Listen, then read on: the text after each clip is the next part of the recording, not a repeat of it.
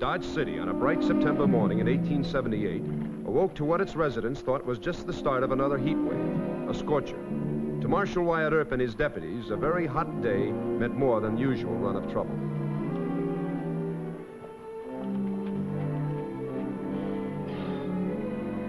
Oh, she'll hit 105 today, I'll bet you. At least. Last of the summer heat is always the worst. Mind your manners, Mr. Gibbs. Oh, Miss Mamie. Ice, real sure enough ice. It's for the prisoners. You, brought it all for, Mr. Lon Kermit, huh? No, it's for all the prisoners. Lon's nothing special to me. Oh, I see. Well, I tell you, Mr. Gibbs, you take all this nice ice in there and distribute it to the prisoners, courtesy of Miss Mamie. Well, you can have some too, Marshal. Well, thank you very much. That's mighty kind of you, but, well, I'll donate my share to Mr. Gibbs over there. Well, now, that's mighty kind to you. I'll save mine for Roscoe. He's sure feeling the heat today.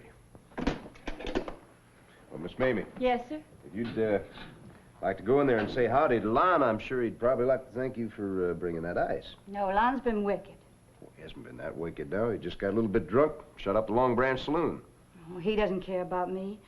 I just work at the hotel where he stays, making beds and sweeping floors. But thanks all the same, Marshal. I can get some more ice this afternoon.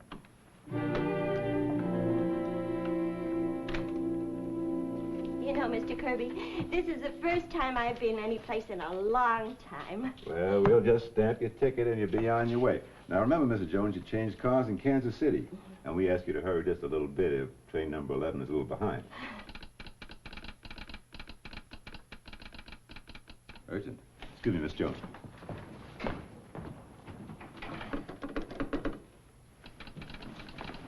Urgent. Cyclone warning. Storm 60 miles southwest of Dodge. Headed your way. Gathering force. Cyclone's coming. Cyclone. Oh, cancel this, Mr. Kirby. I've got to get home.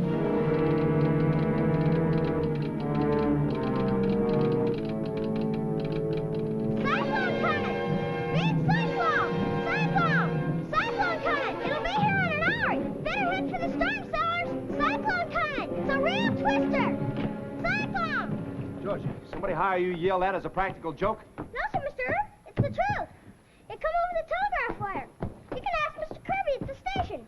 All right, now you go on home. People will find out about it soon enough already without you yelling about it. Now go on. Okay, No more yelling. Which way is she heading now? Quiet, please. We're busy with train orders.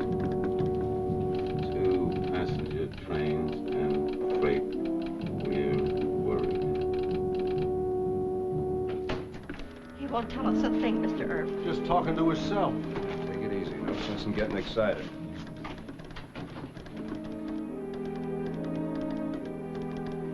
Garden City been hit? I'm afraid we're going to have a cyclone. She swung north over near Garden City, then turned east. We are stopping all trains between Dodge and Garden City. Have you heard from Mansfield, Charleston, Ingalls? Mansfield, they can see the storm there.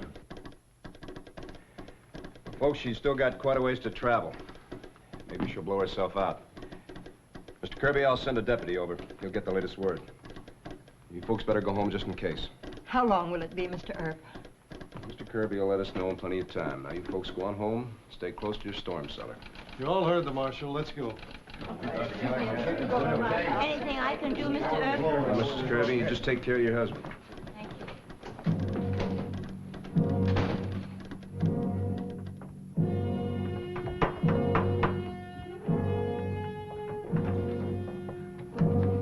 Hurry up, man. Get those shutters on. We'll get on home. That's right. Did you lock the door? Oh, I think so. Well, hurry up. Come on, let's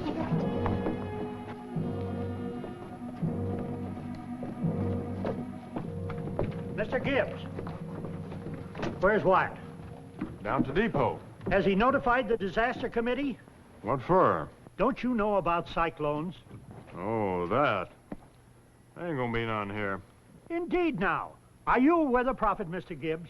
No, I ain't, but Roscoe is. That mule? Fush.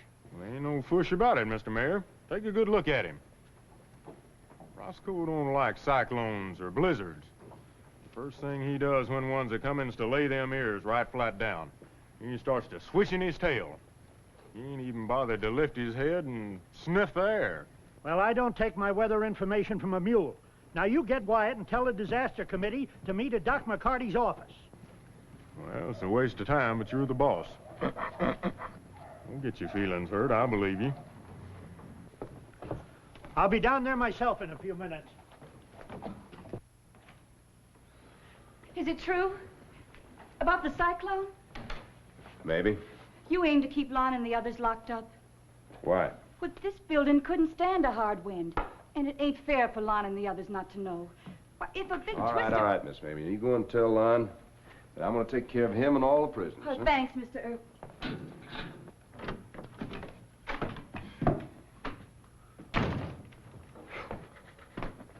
I sent you over to the station.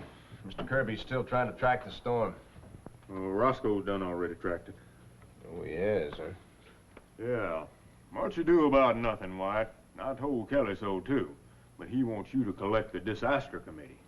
That's too soon. I don't want to take a chance of scaring the people. There are a lot of real high-flying clouds moving in fast from the west. I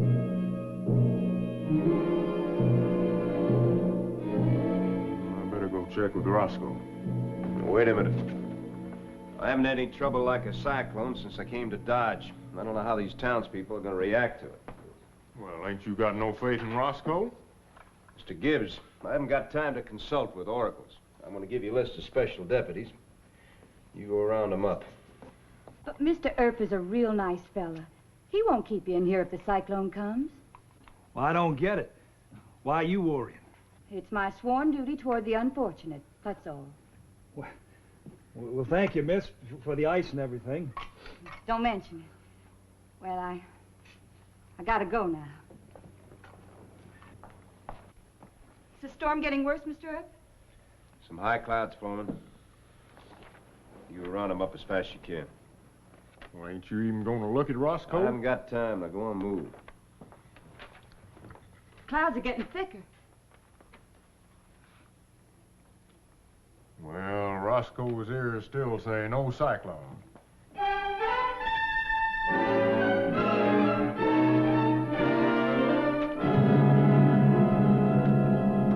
We've got a twister on our hands, all right.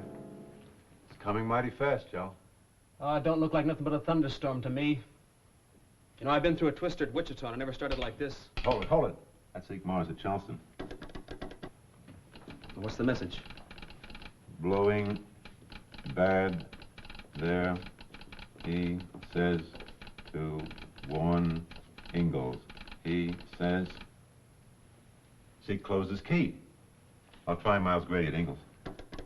That's too close. I'm reporting to Wyatt.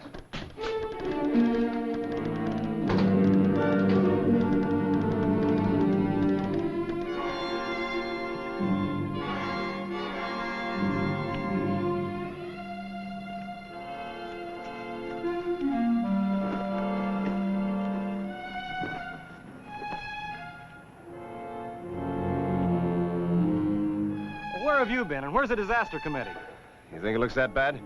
We'll need more help than Miss Gertrude and Mrs. Ryan. Pass those mattresses down to me. And Wyatt, Got it. Start rounding up some help. How many gonna need? Oh, at least a dozen if you can get them. Be about 10, 15 minutes. Yeah, I'll get them.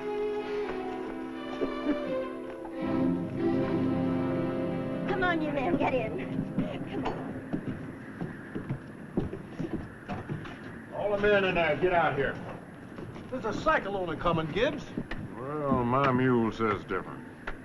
But you're all sworn as special deputies. Wyatt thinks he might need you. Oh, Oscar, don't go with him. You can't do any good in a cyclone, except get blowed away. Miss Jones ain't gonna be no cyclone blow here. But this thing can blow both barrels.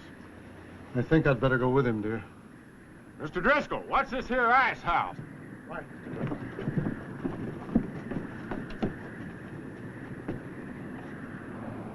Come out of there! 5 members of the disaster committee!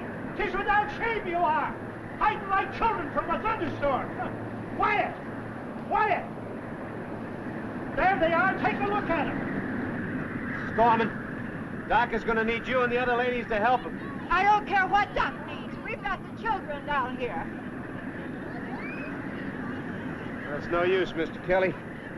I sent Shotgun Gibbs to get some special deputies. They're gonna have to help Doc. Oh, Mrs. Gorman, here, I'll hand them down to you. I'll hand them down. 2 women could handle these kids. They don't need the whole dozen of them. Watch yourself. Now keep down.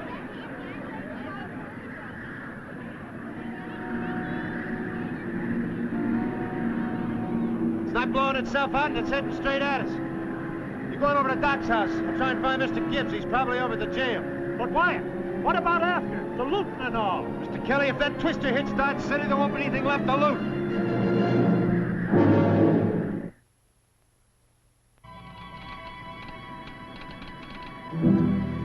Dory, just hit Engels. Engels? But that's just west of here. Quiet, quiet. Miles Radio is still sending. He says he can see the funnel cloud. And he says it's taking houses at the edge of town.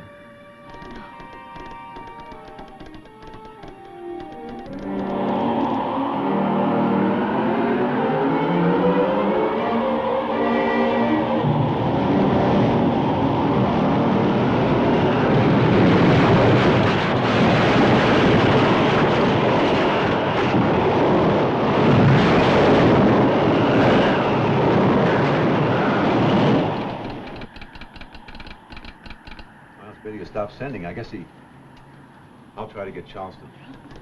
That's enough. We've got to get out of here. Dora, you go. Tell Marshal Earp will only be a few more moments. Not without you. Dora, you know I can't leave. And I'm staying right here. Boys, I reckon Wyatt will want us to patrol below the line. Them folks down there might get excited and start to stealing things. I don't see any funnel yet, Shotgun. Well, you ain't heard Roscoe kicking up no fuss, have you?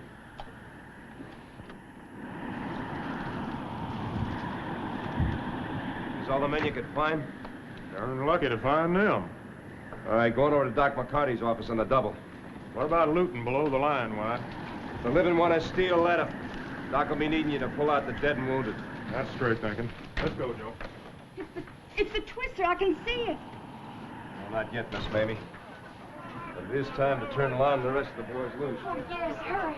All right, shut up now. Shut up!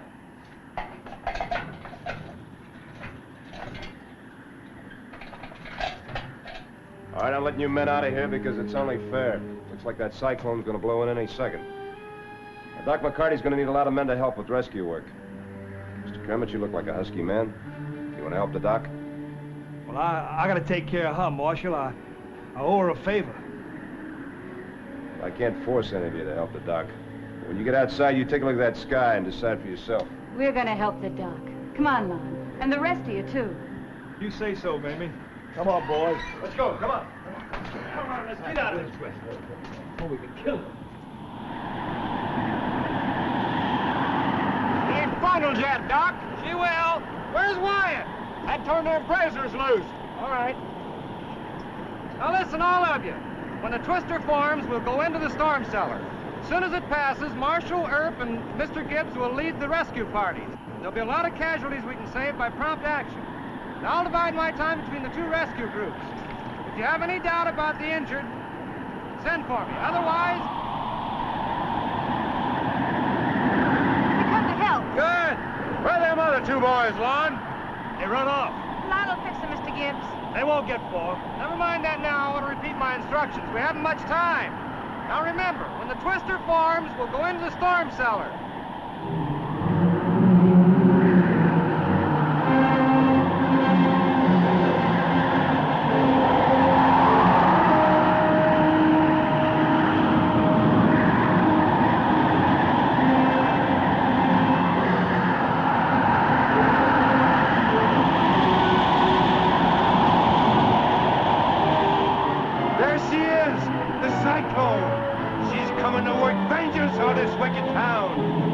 Why don't you run?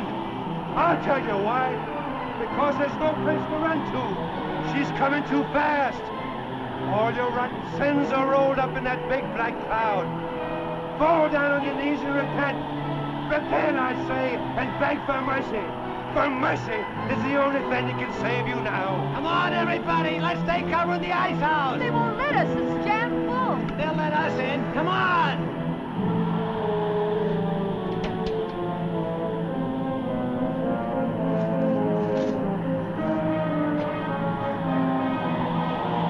That's all.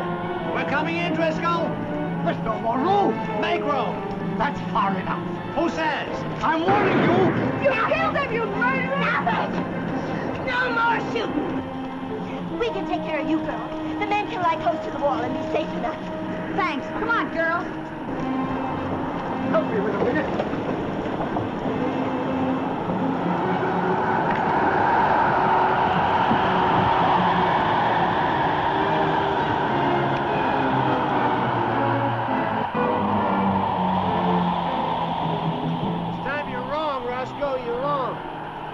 Take a look over yon. Nancy! Nancy! George! Nancy! Reggie! Nancy! Nancy! Come here. My dog! He'll get blown away! Well, look, I'll find your dog, Muggsy. You go on back to the storm cellar and wait. Please, Mr. Earp! He'll get hurt! So will you. You see that cyclone coming?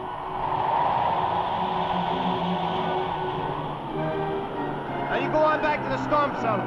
I'll find your dog. Go on. Yes, sir.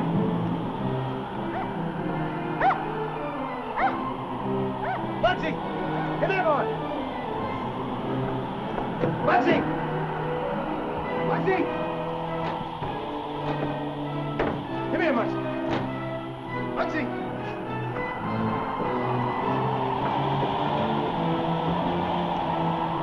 He's fun over here in a few minutes. Everybody inside! All right, everybody get inside! Well, come on, do what the doc tells you. I got to go find Wyatt. I'll help you. You get the cellar. No, I'm gonna go with you and Mr. Gibbs. Come on now, my girl. I'll take care of you in a minute. Here, take care of my hat. Now listen, ladies. You got to get in that cellar. What are you doing here, son? It's Marshal Earp! He'll get blown to Kingdom Come! Earp? Where is he? My dog ran into the Alamo Saloon. Marshal Earp went after him. Mrs. Jones, open the door.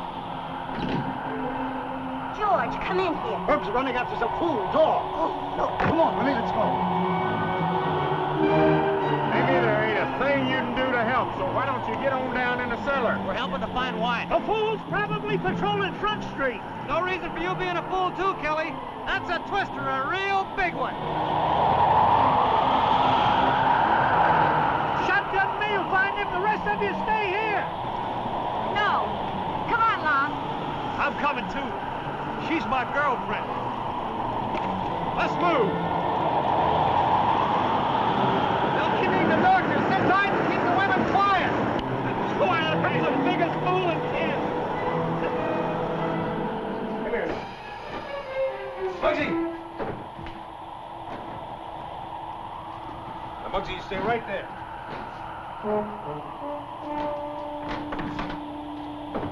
Come here, boy. Come on. I'm not gonna hurt you. Just take it real easy. Come on. Come here. Come on.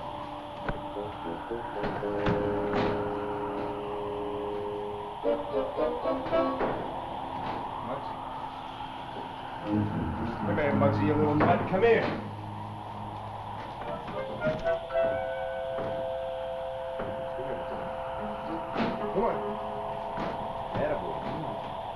Come here, Muggsy. Come on. Be a nice puppy. Come on, I'm not gonna hurt you. Big old cyclone coming out there, and I'm trying to save your life. Now, come on. Come on. That's it. Come on. That's good. Isn't that good? Yes, sir. You like that, huh? You like that?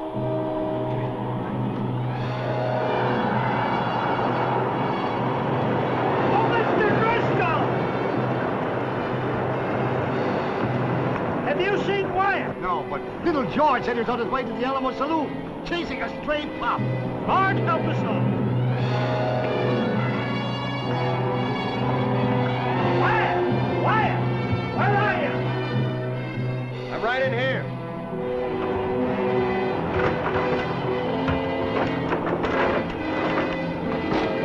Get in here. Wyatt, are you gone loco? You better make a run for it. It's too late now.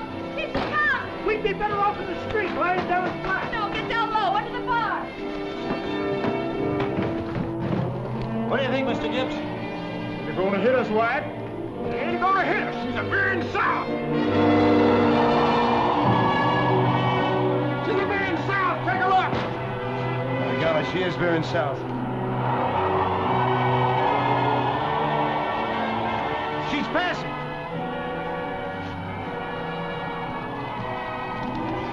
Fed Roscoe. You know, I ought to give that mule out. But I ain't gonna scorn him. Just take it easy, Muggsy. We'll go find Georgie, huh? You know, I think we all underestimated that mule. Amen. All right, let's go.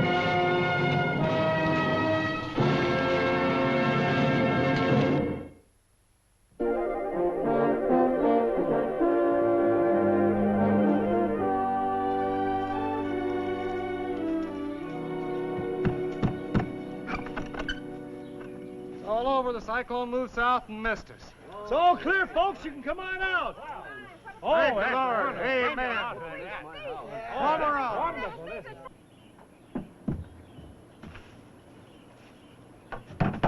Folks, the storm is over. It's passed by. Come on. Everybody out. Oh, I'm glad to get out of there. Come on, Georgie. Here's Muggsy. Muggsy! Muggsy! Thanks, Marshal Ert. It's all right. Muggsy isn't trained too well. You better take him home and train him. That's right, what I'm gonna do now.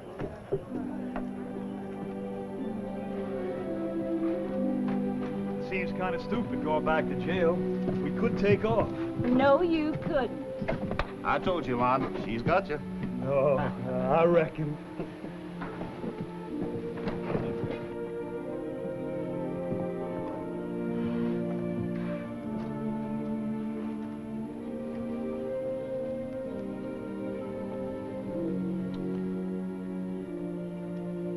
Roscoe, you're a real smart animal. Well, that ain't news to me. Hey, what are you gonna do with Lon and them other two fellers? Maybe just took them back to jail. Well, I'm gonna turn them loose, and then I'm gonna go out and try to find those other two saddle tramps that ran away. Now, that's favoritism, White. The people acted almost as good as Roscoe did, and they didn't know the cyclone wasn't gonna hit. Well, if I could afford it, I'd buy them all medals. Well, come to think of it, I wouldn't. Most of them knew in their hearts after that first panic was over that they acted like good people. Knowing that, it's better than having any old medal.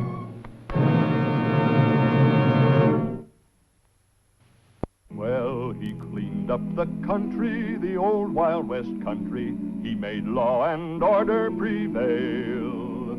And none can deny it, the legend of Wyatt forever will live on the trail. Oh, Wyatt Earp, brave, courageous, and bold. Long live his fame, and long live his glory, and long may his story be told. Long may his story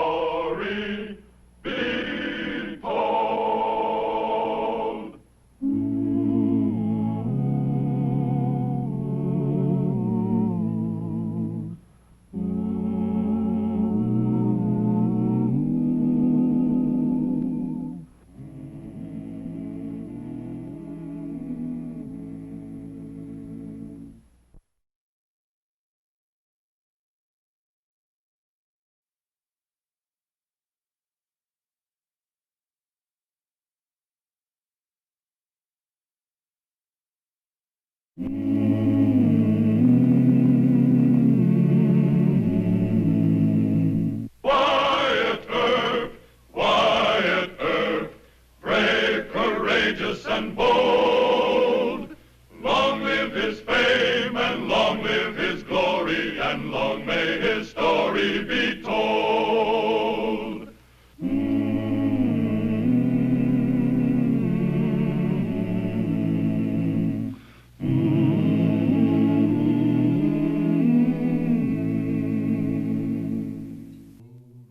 As Wyatt Earp's fame as a peace officer in Dodge City spread across the western country, men remembered that he was also a deputy U.S. Marshal. Thus, when his old friend Colonel Benteen of the 7th Cavalry at Fort Lewis, Colorado, found himself facing the problem of a mysterious killer who shot only from ambush, Colonel Benteen could think of but one solution. Now, this is Robber's Roost on what they call the Outlaw Trail in Utah. All the killings have been done in this area here. Washington has ordered me to arrest the man. But the Apaches are threatening a breakout, and I just can't spare a detail right now, Wyatt. That's why I almost begged you to come out here. Oh, I know what you're thinking. All the victims have been outlaws or rustlers. Yes, sir. Well, the rustlers own small cattle spreads. They call themselves small ranchers. That's what the War Department calls them. Well, even a rustler shouldn't be bushwhacked. Well, I knew you'd see it that way. Now, if something isn't done, Washington will order me to take a full cavalry troop on a wild goose chase. Well, the Apaches would like nothing better. Well, you're right, Colonel. You have any lead to the killer? Well, just one. A fellow named Elsie Rash is chairman of the group who squawked to the department. Is he a cattle thief? Yeah, they all are. But Rash knows the country, and he's offered to act as guide. I think you can trust him. Well, I owe you this, Colonel. You don't really? But I'm glad you think so. Now, this killer is crazy as a coot. You'll be dealing with a madman so cunning he can terrorize tough outlaws. Watch yourself. Thank you, sir. The thief and the robber who live outside the law, dark are the deeds they've done. But black as a pit, and the foulest of them all is the coward who wears a money gun. Hold it.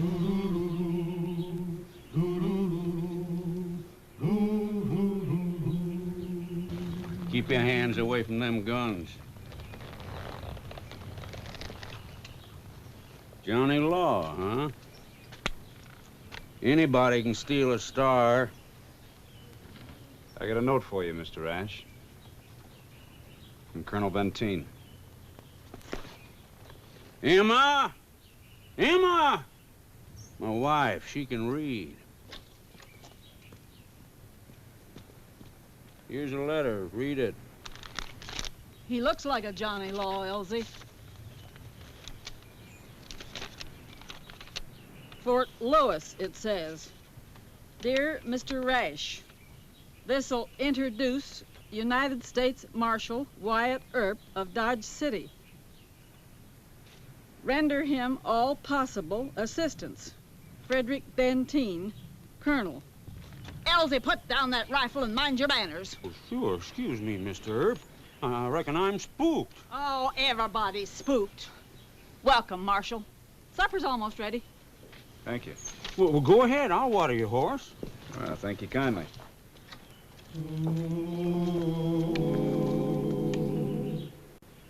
So, we figure the man was hired to do it, Marshal. Oh, an outlaw with a grudge will dry gulch one or two, but this feller works for the wholesale. How many is it now, Elsie? 9, so far as we found. You got any idea who hired him? Why, the big cattlemen, of course. They got a grudge against us folks. Oh, we round up a few mavericks now and then, sure. I won't lie to you. Boys run off a few head, use a hairbrush and iron. All right, Mr. Ash, let's go. At night? Day and night. The fellow's got to sleep sometime. Marshal's right.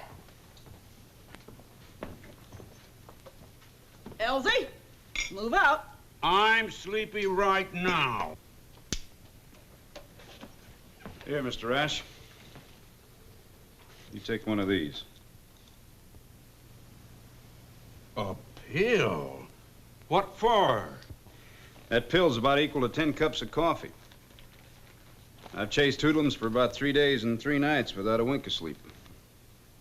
Here, take it. Oh, Emma. Take it.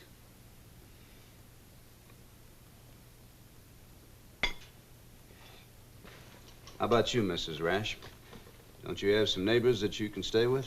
There's plenty of guns right here, and I can use them. I never worry about Emma, but we ain't likely to pick up no trail in the dark. Well, I saw a man on horseback when I rode up. Huh? Where? Right in back of your house. He rode off when I came in. Well, no wonder you could take Blackie Saunders. Now, you do like Mr. Earp says, and don't come home without him. She means if you get it, I get it. Mighty loving gal, Emma. Now, Mr. Earp, Elsie's a good man in a fight. He just needs leading into it. Well, we'll be careful, Mrs. Rash. He lurks in the shadows with ever deadly aim, ready to shoot and run. And Satan himself could not bear the guilty shame of the coward who wears a money gun.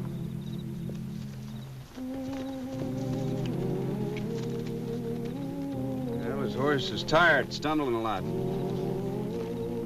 You know of any trail higher up? I never heard of one. Well, we'll just keep moseying along, following the trail.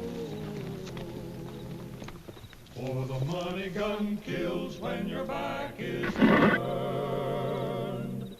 and the money gun kills till its pay is earned. Any day, any night, there's no way you can fight the money gun.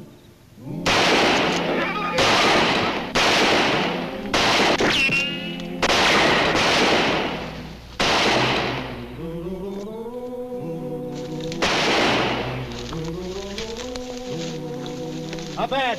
Oh, I'll be all right, but you got my horse, too.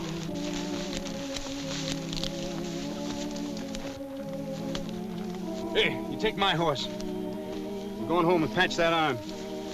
Come back with another horse. What'll you be doing?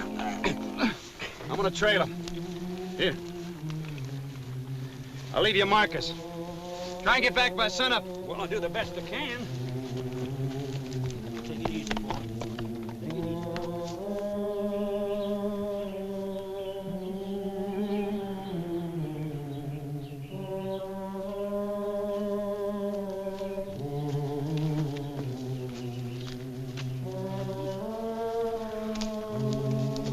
How's your arm?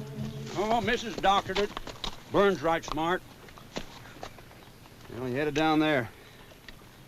Figure he's got about 2 hours on us. Well, now, why would he go down into the valley? Nothing down there but old man Glassford's place and bad water. Mr. Glassford steal cattle? Steal? Once in a while, sure. Here, hold this.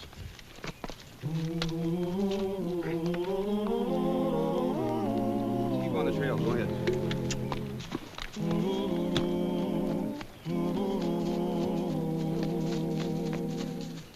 For the money gun kills when your back is turned, and the money gun kills till its pay is earned. Any day, any night, there's no way you can fight the money gun, the money gun, the money gun.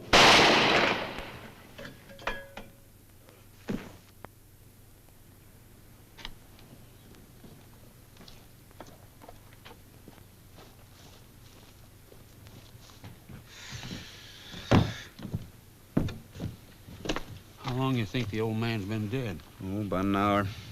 At least we're gaining on him. Well, oughtn't we to bury him? Later.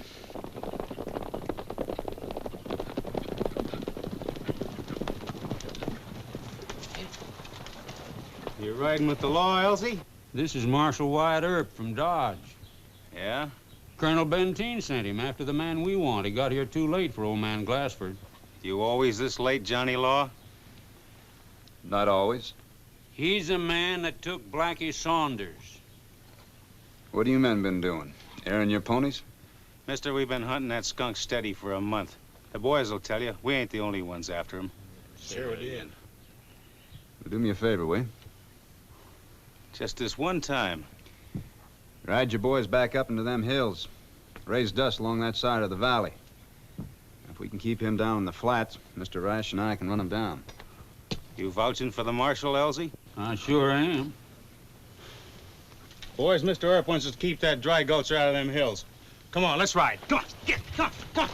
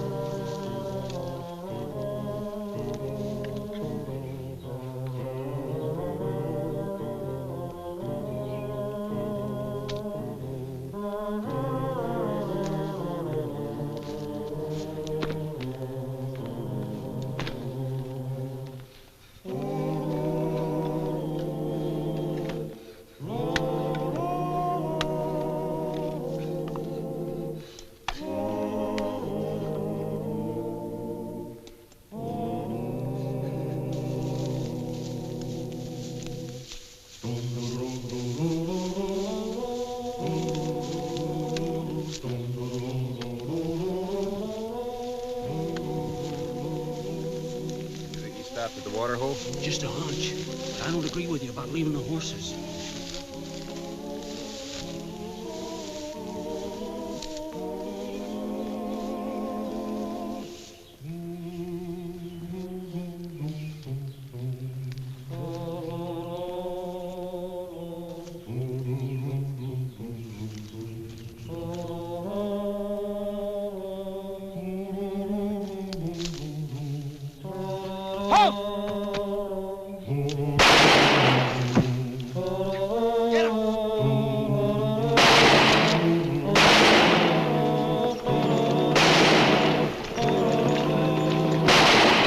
I hit him at least once. I shouldn't have yelled a warning. Force of habit, I guess. Oh, we can track him by the blood now. Let's see how bad you hit. No, I just scraped the rib a little bit. Look, he left his saddlebag.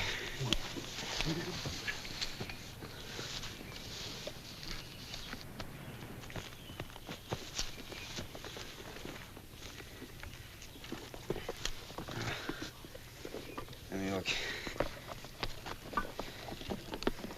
Hey, he was a methodical man. Look, he kept a list of his killings. Notebook, Mitch Moyer's name on the front cover. Him always said it was Moyer. Stuber, Glassford, Rash. Say, that's me. Say, I'm next after old man Glassford. Yeah, we better make a fast ride back to your place. But he's hit. Why don't we run him down now? Mr. Rash, you can't risk getting your wife hurt. Oh, him can shoot as good as me. You, Johnny Laws, you hadn't yelled, we could have cut him down. Now you're worried about him. Look, I can't shoot a man without warning him. And I can't take a chance on getting your wife hurt. Come on. You're the boss, I said. Don't be such a baby. Tain't nothing but bear grease and balsam of Peru. Thanks, ma'am. Which trail to Moyer's place? You ain't aiming we should go there tonight. No. Me. I want you to look after Mrs. Rash. Ain't no need of that. I set 3 catamount traps and another one loaded for bear. Emma's too spunky for her own good. Say, I just thought of something. If Callum heads this way with the boys, what'll I advise? Callum? Well, he was a man leading the posse we met at old man Glassford's, Emma. The dry gulcher killed Glassford. Oh, may the good Lord have mercy on his poor, wicked soul. Will Glassford, I mean. You tell Callum and the boys to head for Moyer's place, huh? Well, They'll go, Marshal. You can depend on it. Good, because I may need them.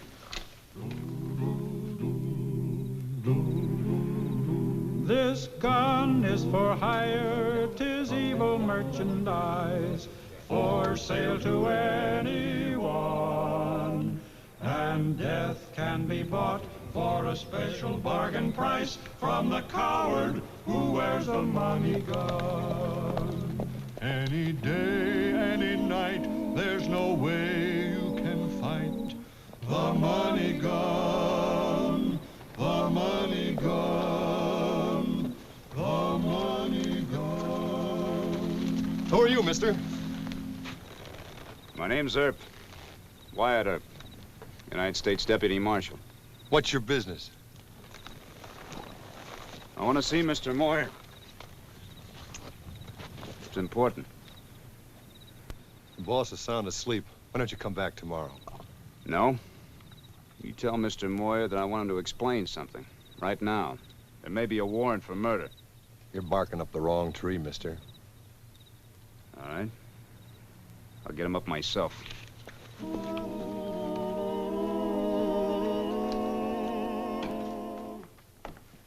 Elsie, it's way past bedtime. Why ain't you asleep? I can't sleep. That pill Herb give me.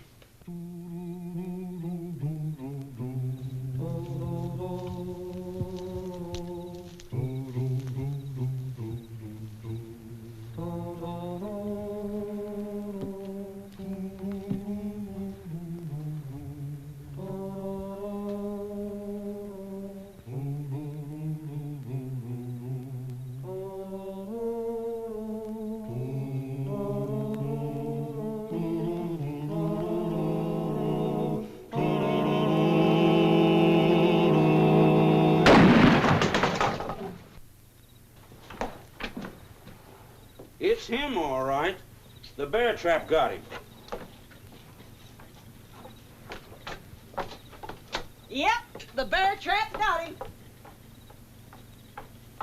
Is the varmint dead? Doctor. Give me a doctor. You tell us who hired you or we won't get no doctor. Say who? Say who? Boyer. Mitch Boyer. He said... You won't need no doctor. What does that notebook prove? I give him all my roundup hands when we have a cattle count? Could have been lost or somebody stole it. Yes, sir. It sure could have been. Names in that book, I know them all. Hoodlums and cattle thieves, every last one of them. They were executed without trial, Mr. Moyer. Cut down from ambush. That makes me very sad. Who you feeling sorry for, Earp? The Robbers Roost gang have been stealing from us ranchers for years. We've appealed to sheriffs and United States marshals, and not one single Johnny Law has had sand enough to move against them roosters. Well, murder is still murder, Mr. Moyer. But, you say you had nothing to do with this, huh? I resent these questions, Earp. I'm a respectable rancher. Well, I still haven't caught the man that was hired. I don't like your attitude. I think you better get off my property. Johnny Law bothering you, Mr. Moyer? Yes, he is, Kendall. I want him put off my property, and I want him kept off. Yes, sir. You know, you better be certain you had no hand in this, Mr. Moyer. No, you'll be back with a posse, huh? I think so.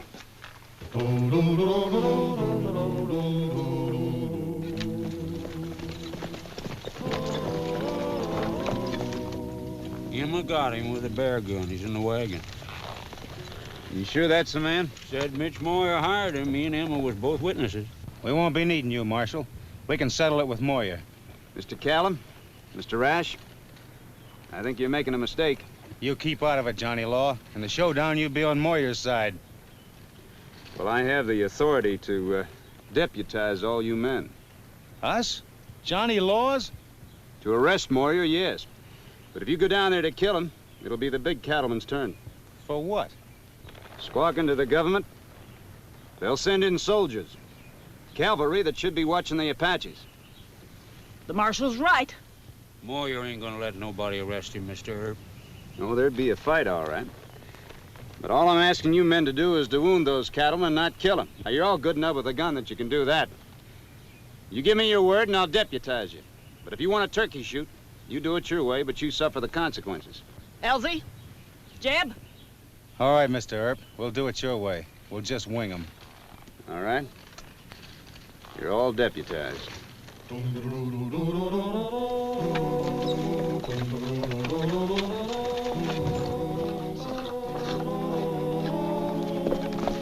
Hey, boss! Boss! Now what? Them rooster men. A dozen of them. They got Bill Hicks dead in a wagon headed straight for here.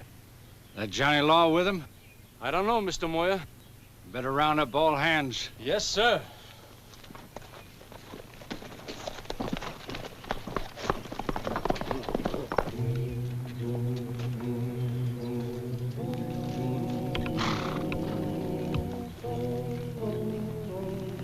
All right, now I'm gonna ride in there until Moyer's arrested.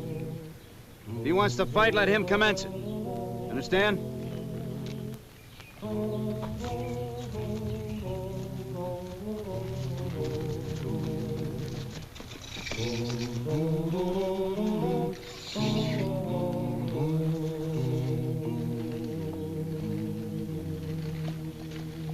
That's far enough. You're under arrest, Mr. Moyer. No, I'm not. You mean me and my deputies are gonna have to take you?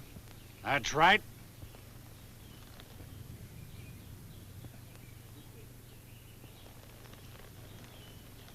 Well, don't try shooting me in the back, or you'll be cut down.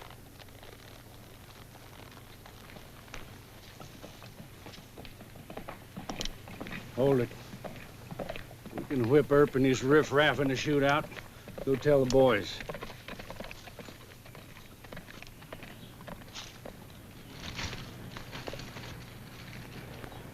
Mr. Callum, you and two of your men follow me on horseback. Rest of you men spread out. Surround them. Mr. Ash, you come with me. Let's go.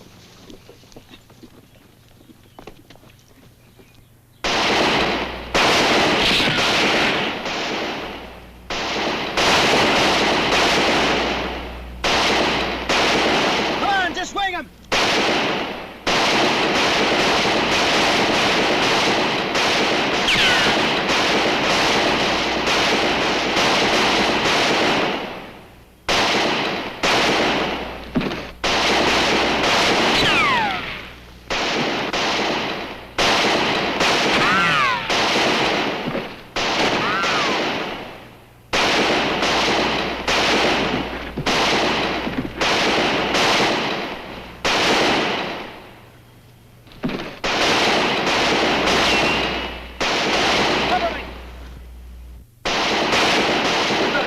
They shoot too good.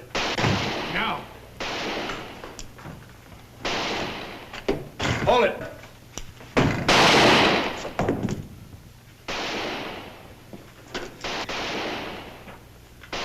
Mr. Ash, tell Mr. Callum to stop fighting. Jeb! Jeb, hold your fire! It's all over! Will you stop shooting? Mr. Moyer, you're coming to Fort Lewis with me. You'll have a fight on your hands every 3 miles of the way when the other outfits get together. No fight. Unless you agree to that, I'll turn you over to Jeb Callum. I've surrendered to Marshal Earp. Too bad. I sure hate to miss your hanging. Well,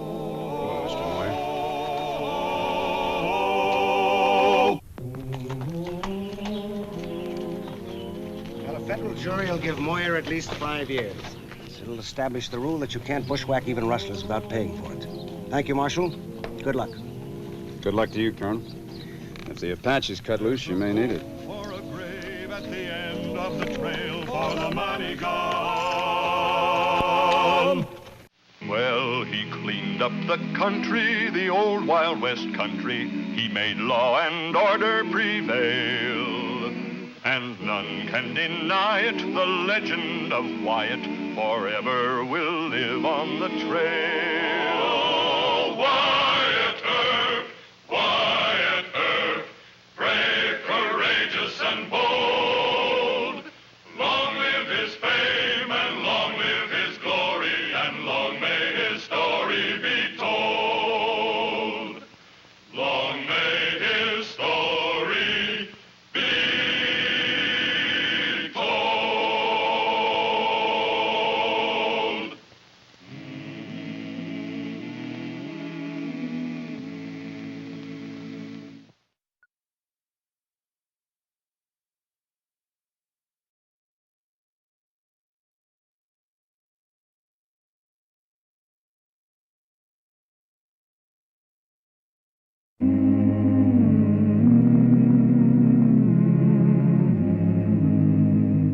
Wyatt Earp, Wyatt Earp, brave, courageous, and bold. Long live his fame, and long live his glory, and long may his story be told.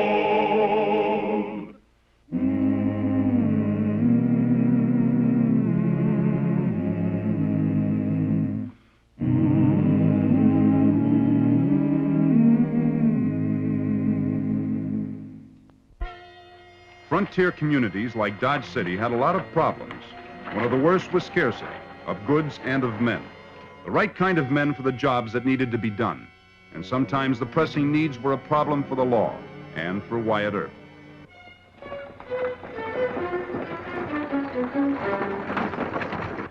Of course, I have nothing against President Grant myself. But this salary grab just don't seem to sit well with folks. $50,000, you know, that's a lot of money, Marshal. In fact, they say $7,500 is a little too much money for an ordinary congressman. At that rate, I might go into politics myself. In fact, my friends have been suggesting it for some time. You certainly have the wind for it. Well, you see now, Marshal, the trouble is I don't settle down in any one place. I happen to be in hives, buying and selling. In fact, that's what brings me right here to your city, Marshal. You care for a cigar, sir? You, young man? No, thanks. You don't talk much now, do you, huh? I guess you do enough for all of us. Well, I was only trying to be sociable, Marshal. No offense. You go ahead and enjoy your cigar.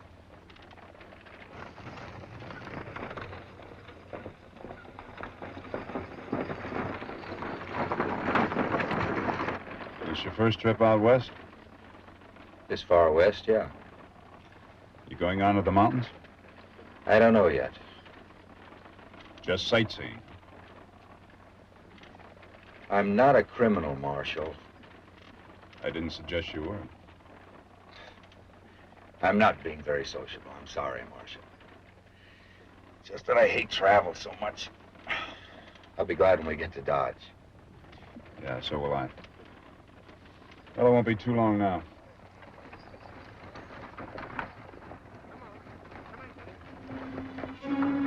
Get out of the way, Lem! Go around if you want. I got as much right on this road as you. Ain't enough room to pass. Move over.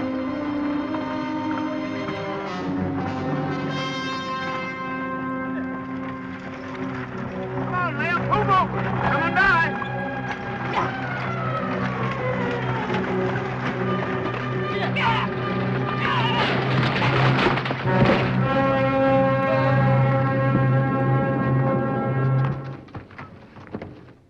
Oh. Darn you, George Haywood. I'll sue the company. That's what I'll do. All right, Mrs. Evans? It's my head, Marshal. Clem, you hurt your arm. Hurts like fury. It's broke sure. No, I don't think so. Move your fingers. All right. Just keep still. Where's my bag? Ooh, I'm all blood. Here. No whiskey. And not that dirty handkerchief, Marshal. Yeah, put it up here. Thank you. Now, this may sting a little bit, Mrs. Evans, but it's necessary. All right. Oh. All right. Oh. Just take it easy, honey. What about Lem's arm? Well, just a bad bruise and a sprain. I'll just bandage it up. Give him a pill to ease the pain. You too. Sure was a good thing you was here, Doc. Why didn't you tell us you were a doctor? Why should I?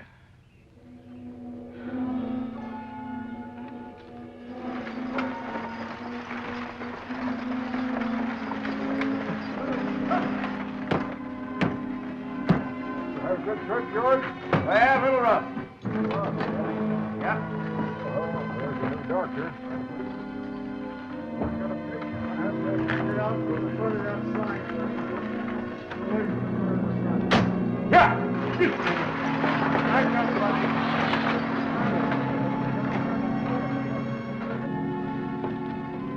And I thought maybe you better look him over, Doc. Sure thing. Won't you come with us, Doctor? No, they're your patients now, Doc McCarty. I hope you don't mind. No, I just administered first aid. Be with you in a minute.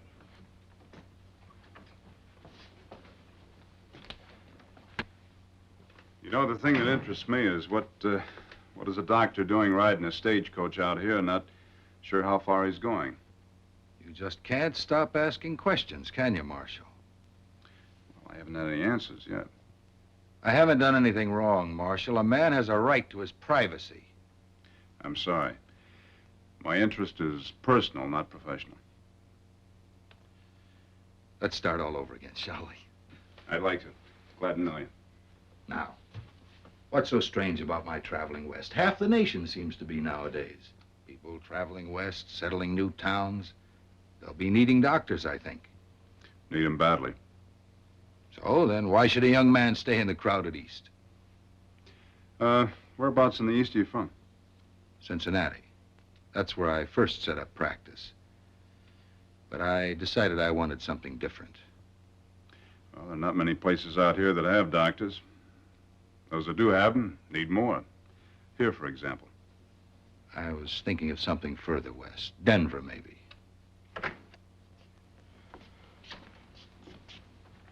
Dr. McDowell here left me with nothing to do. Wonderful job. Thank you. I offered to pay him, but he wouldn't take nothing. If you was going to stay here, I'd bring in a split of hog and some greens for you. He says he's going on west, Lem. Going to settle out there. Well, gee, how's a fat? What better place to settle than right here? Huh. Of course, we got Doc McCarty. I'm all for it, Lem. We need another doctor. Well, it's mighty tempting, but... By the way, what's your school? Mine's Chicago. Maryland. I'm from back there, Baltimore. Maryland, let's see. Doc Fletcher's dean there. Is he still there? Yes, last I heard. You want a place all your own. I wouldn't give you any trouble here. There are too many folks dying because I can't be in two places at once. Think it over. I will. Doctor, thank you. Thank you. Goodbye, Wyatt. See you later.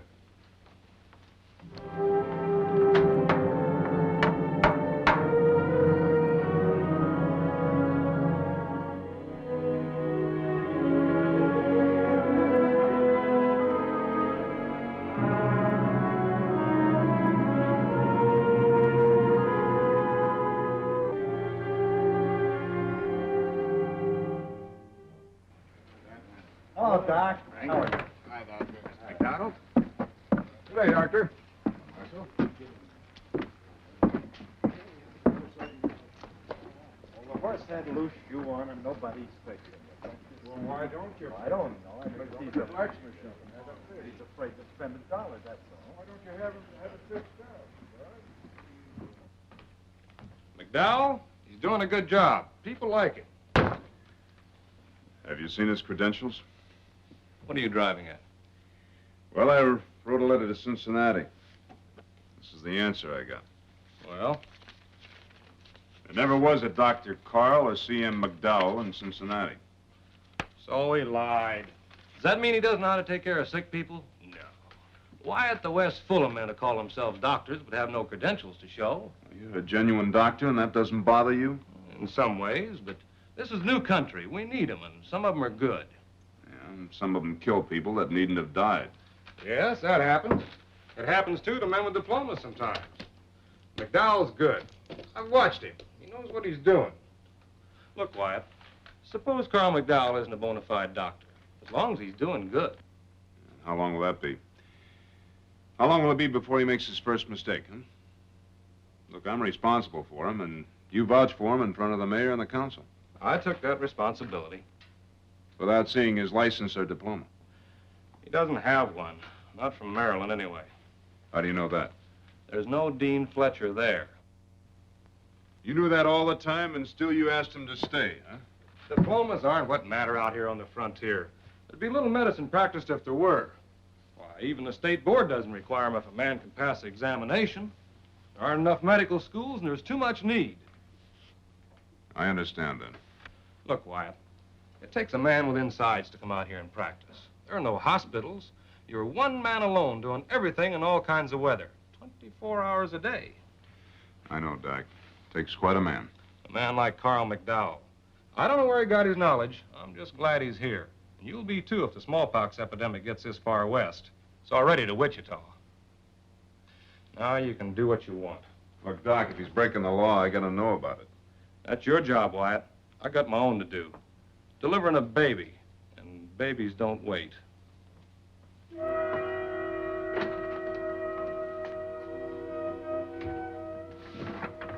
Thank you, Doc. You'll be sure and come back tomorrow, Jim. I'll do that.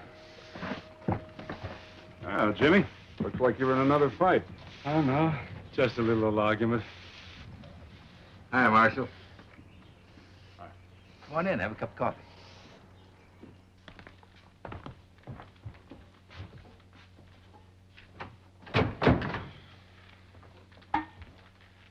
No coffee for me, thanks.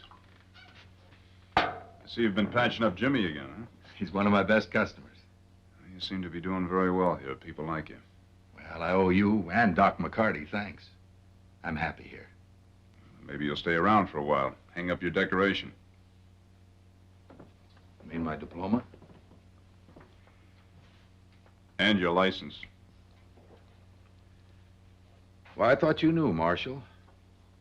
They were destroyed in a fire in Cincinnati. Yeah, I know. By the way, what was that address in Cincinnati? Why? Because the U.S. Marshal in Cincinnati's never heard of a Dr. Carl McDowell? You had to ask questions, didn't you? It's my job. You lawmen, you're all alike. Above other people. I could kill you. Don't try it, Carl. Put it down.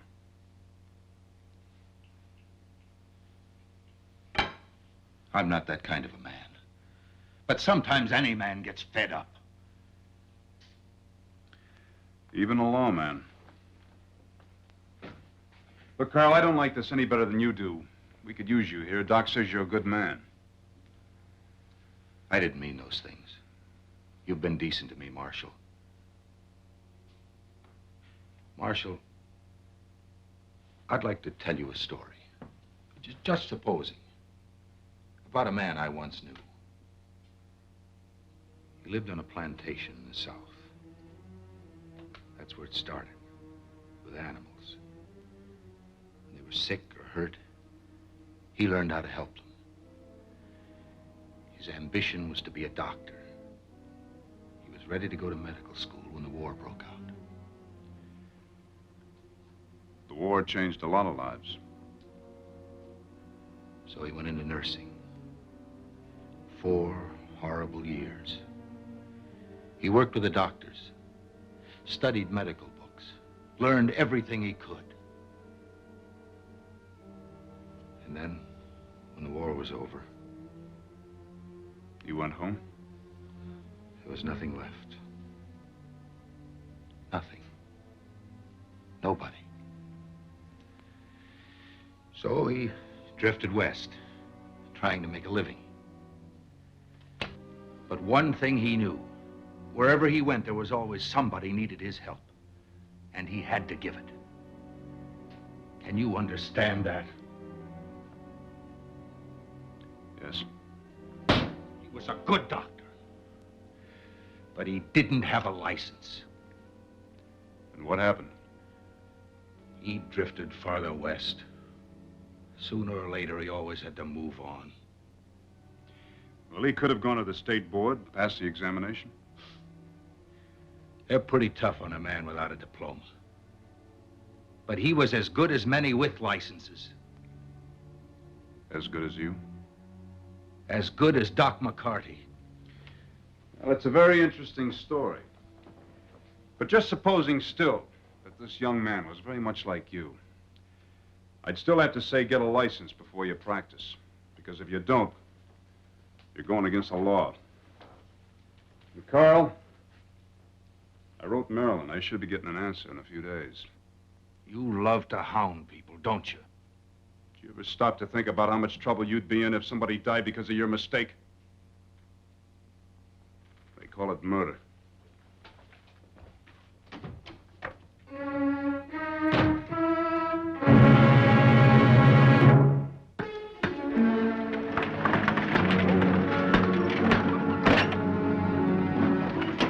Manuel's the doc in? See? Doc! Doc! Doc, you gotta come. It's my wife, Martha. Something terrible's wrong with her. I can't, Mr. Evans. You'll have to get Doc McCarthy. I already been, and he ain't there. Doc, you gotta come. She might be dying, and there's nobody but you. Please, Doc. All right.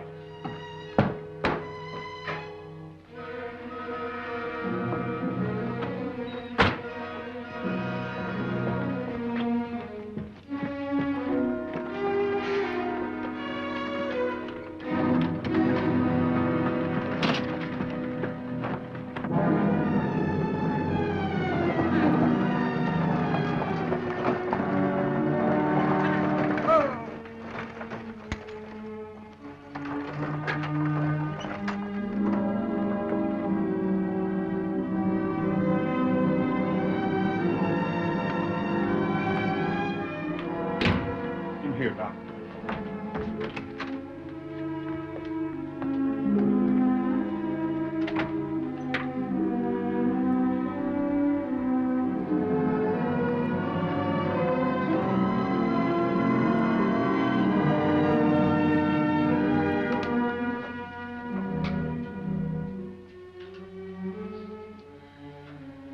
Doc, are you serious?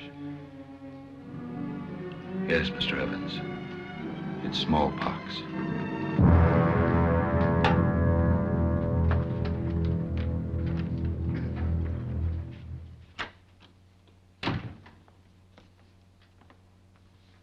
Morning, Doc. Something on your mind? What? I stopped and got this package. It came in on the Santa Fe from Wichita. Oh? What is it? Inoculation for smallpox. Well, that's good to have around, isn't it? Yeah, but wrapped up were some reports on the epidemic so far. One tells how it started in Wichita. Seems as this young doctor diagnosed a case of measles. Took him 3 or 4 days to find his mistake. By then, several other cases had showed up. Oh, you mean if he hadn't made the mistake, these other cases wouldn't have happened? That young doctor's name was Carl McDowell. McDowell? And I was feeling sorry for him. Fine doctor he is, can't tell the difference between smallpox and measles. Ooh, that's an easy mistake to make. In an adult especially. Well, any doctor might under certain circumstances. But the report admits he saved the patient's life. Yeah, but think of him treating people around here, maybe making mistakes. That's not what's worrying me. What is? He was exposed to smallpox. He might be carrying it. And he oughtn't be treating people unless he's taken full precautions. Let's go find him.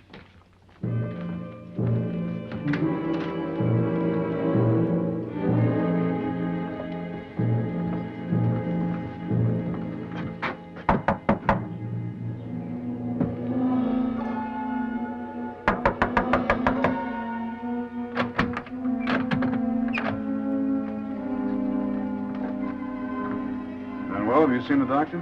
No, senor. Not since yesterday. Any idea where he went? With Lem Evans. His wife is bad seed. Come on, Doc.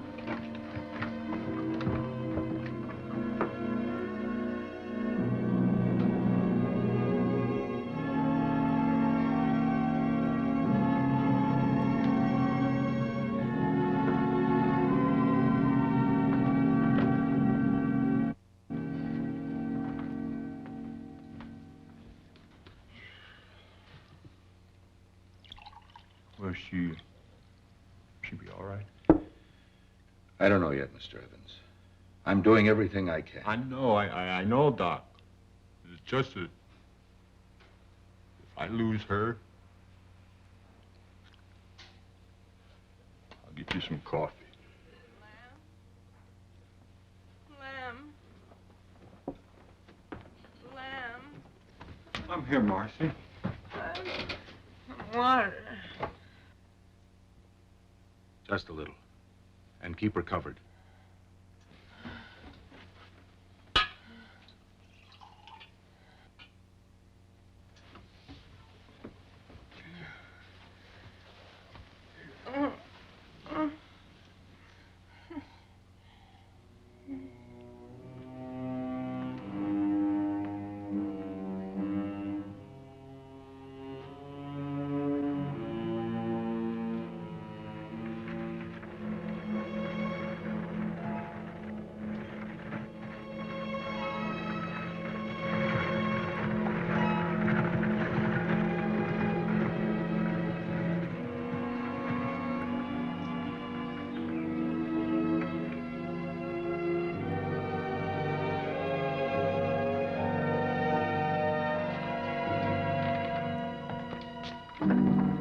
Quiet.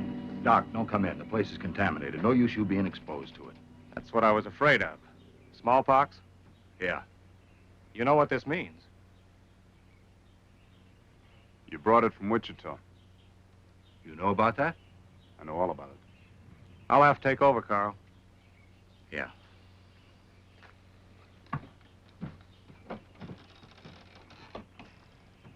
I'm sorry. Are you, Marshal? I suppose this means I'm under arrest. You want to wait outside? I'd like to get a little air. Don't worry, I won't run away.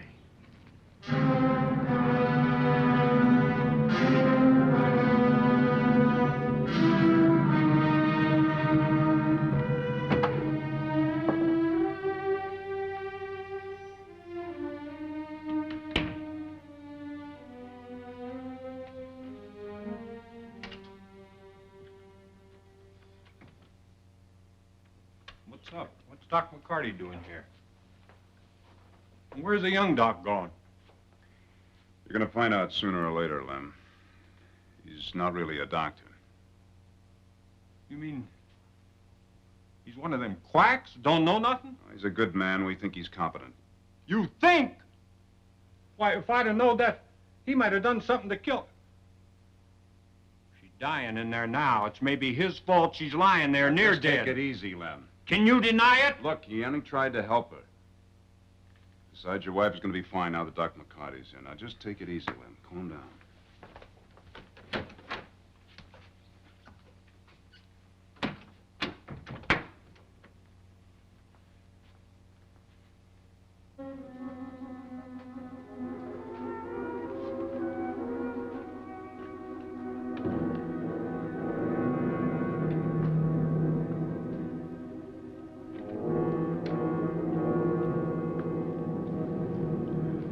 That'll make you sleep, Mrs. Evans. How is she? Oh, she'll live. Not many folks die of the measles. What? Measles. Same mistake, other way around. And after Wichita, I'd lean over backwards, too. But he took good care of her, and she's going to be just fine. Lem? Lem? Where'd he go to? I don't know, but you better find him. He might be coming down with the measles. He might be coming down with worse than that.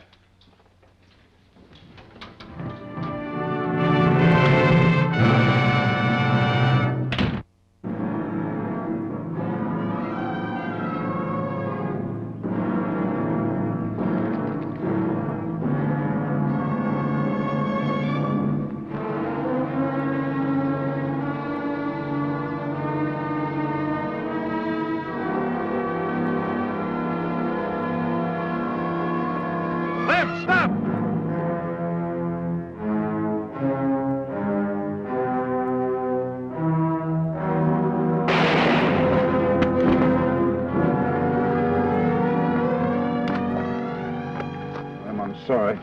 Why didn't you stop when I yelled? I meant to kill him. Here, let me look at that. You hear me? I'm gonna kill you. Yeah, I heard you. Let me fix this first.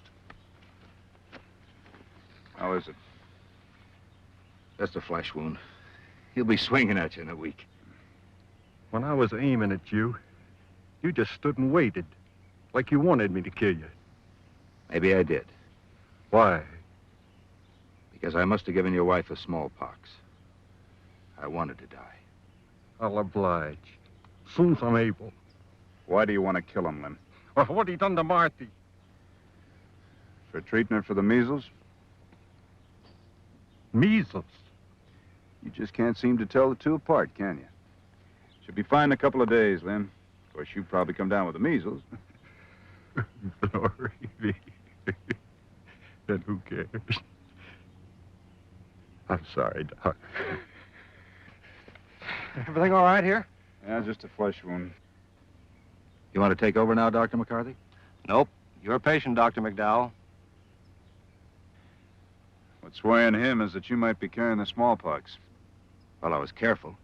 Burned the clothes, scoured everything. Good. The only thing that's worrying Wyatt is that license. State board's having exams over in Hayes next week. I'll be there. Of course, I can't promise you how I'll do. You'll do all right.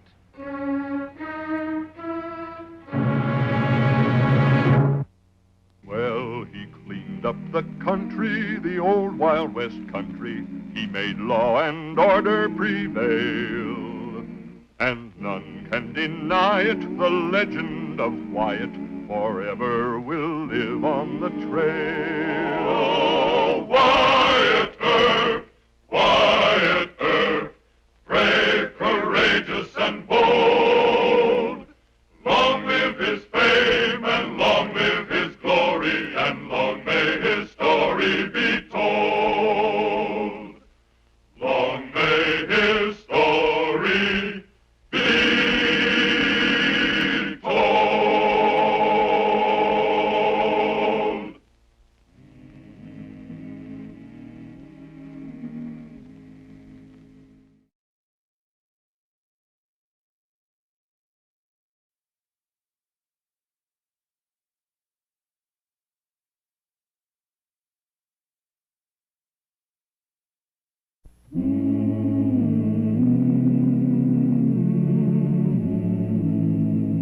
Wyatt Earp, Wyatt Earp, brave, courageous, and bold.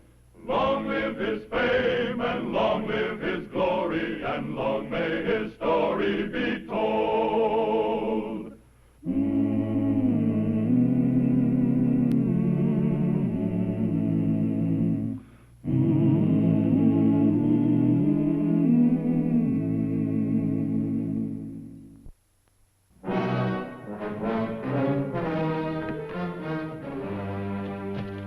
Oh, Wyatt. Wyatt Earp. Oh, is it really you? Mrs. Garrity, how are you? Sure, it's me. You sent for me? Oh, I sent for you, but I didn't think you'd come. So many years and all the way from Kansas. You folks are friends of mine. Now, what's all this about Mr. Garrity? And I ought to know Garrity, being married 20-odd years. I tell you, Wyatt, the man's afraid of making that run to Amarillo. Oh, Yes, afraid. I can't hardly believe that. Well, I'm still trying not to believe it. If he'd only tell me what set him off into such a black Irish worry. But he just keeps saying, I'm done for, my last run. You'll soon be a widow, poor dear. Now, what kind of talk is that from Rawhide Garrity? Well, maybe it's just a superstitious notion. I'll tell you what. I'll go in there and talk to Mr. Garrity alone. Now, remember, you didn't send for me. I just happened to be drifting through, heard you were here, and stopped by to say hello. And I'll stay out here and say a few prayers.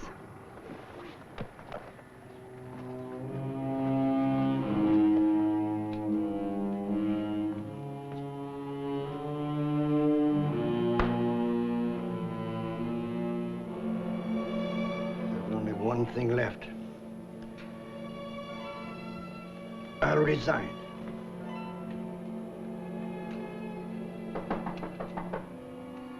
Busy, Martha. Later.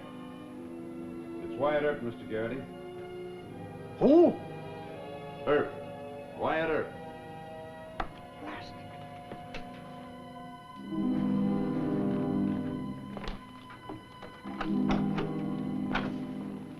Huh. You ain't changed much. Go and visit with Martha for a while. I'm busy. She's busy, too. What is this, a runaround? That it is. I hate the sight of you, Wyatt. Why, Mr. Garrity? We used to be old friends. You still got your nerve, ain't you? Well, those Fargo boys from Dodge keep up bragging to me. You take 'em with guns or fists, don't you? Now, get out of here, boy. There's no courage in this room. I despise every word for courage. Yeah. They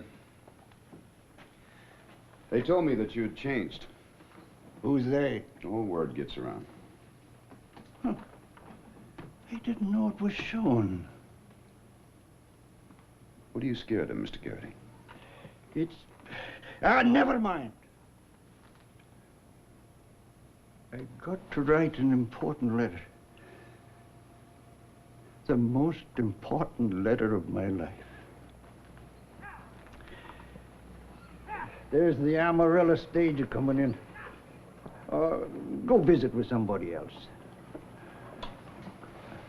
All right, Mr. Garrity.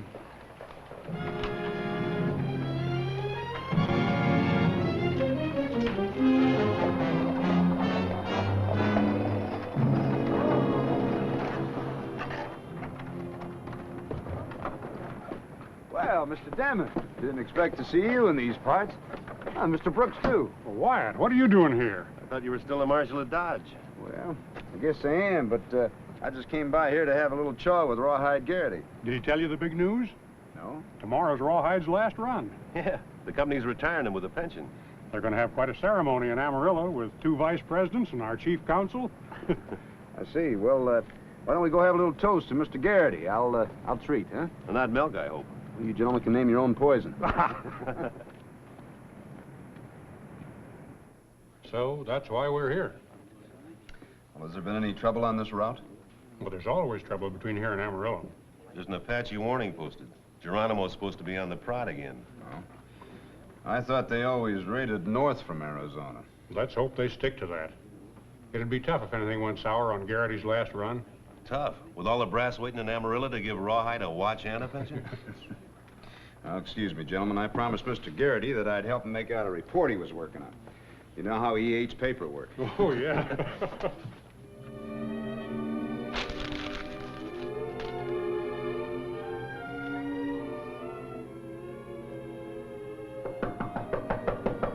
Garrity, I'm back.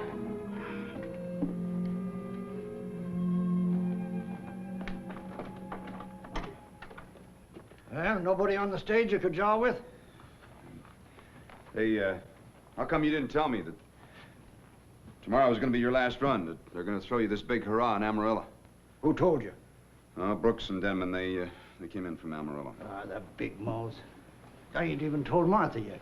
Say, did you hear the Apaches were out? Well, what's that to you? Well, they asked me to ride shotgun with you tomorrow. Well, the company didn't say anything about Indians. Fine trick they pull on me. I just didn't bargain to fight Geronimo. You? You're scared? Well, sure I'm scared. What sensible man wouldn't be scared?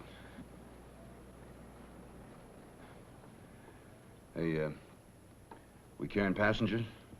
No, just bullion and freight. Oh, fine. Real fine. Your last run, anything happens... Look, we'll both beg off, huh? You make some excuse about being sick, and I'll make some excuse about going back to Dodge. Say, you're really scared. Boy, you got the shakes. I'm superstitious, that's all. I'm just superstitious. Well, my last day as marshal in Wichita, I thought sure I'd get it. Wells Fargo can just get themselves another shot. Whoa, White. You can't do that. You can't back out of this. I'm scared, too. But I'm driving that stage to Amarillo. Now, there's some things a man can do and some things he can't do, if he hopes to stay a man. Yes, sir, but you see, I just... Martha, this ain't the same boy we used to know. He's run out of sand. Oh, now, Jack. Wells Fargo's invited him to ride shotgun with me tomorrow, and now he wants to beg off. Oh, Wyatt, I can't believe you do that. Why, I can't think you'd do such a thing. No, ma'am, I guess I can't. Now, that's more like it. I'll go have a talk with Brooks and Denman. I just don't want any special agent follow-up in this. You know, Martha, he's part Irish, and he got some superstitious idea in his head. I had to shame him out of it. Well, good for you, Jack. You know, he's been through a lot in Dodge. His nerves are jumping. Ha! I'll rawhide him out of it. There's nothing like a good tongue lashing to cure the shakes. Don't you worry, Martha. I'll take care of him.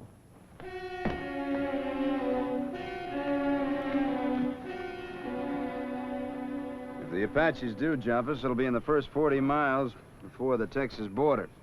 Mr. Garrity and I'd like these 6 extra horses stationed on down the trail about 10 miles. Nobody told us you'd be riding shotgun. Well, you didn't think I came all the way here from Dodge just to say howdy to Rawhide, did you? Reckon not. But that's a mean road to Amarillo. The idea of extra horses is good. You want them stationed every 10 miles? Yeah.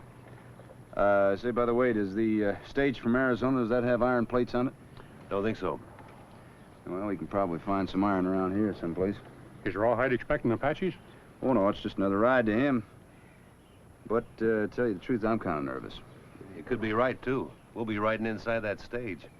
Let's find some iron. Yeah, I'm for it. Be sure to bolt that iron in there tight. There, put these in there. You building a battleship? Just in case. I got load enough for me horses without all that iron. Yeah, well, Brooks and I aren't Rawhide Garrity's. Huh. Come on, Wyatt. We're late now. Where's Mrs. Garrity? Told her to stay inside. I despise a weepy goodbye. Don't forget that Wells Fargo box.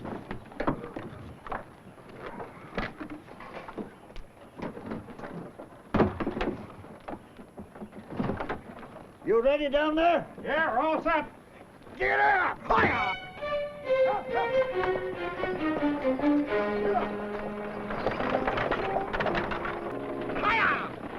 Take it easy, will you? Still 7 miles or more to the first relief stop. Who's driving this coach? Hey, the road agent's up there ahead. Road agent? You're local. Where? Pull up and I'll show you. Whoa! Whoa! Whoa! There they are. About 150 yards in that draw yonder, behind that clump of rocks.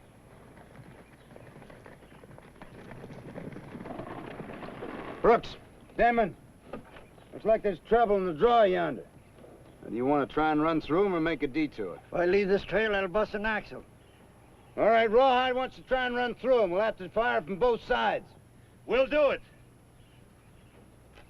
I suggest we keep the horses at a trot. If we go too fast, they're liable to try and kill them. I've run through more ambushes than you've seen in all your life. Get it! Fire!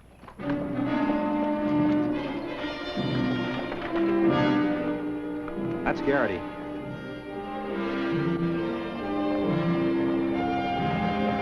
I'll stop him. Circle and hit him from the rear.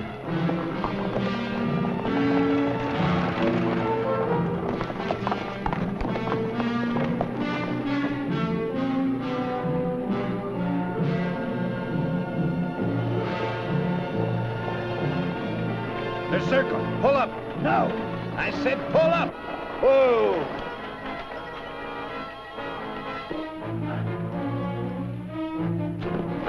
Let him get in close.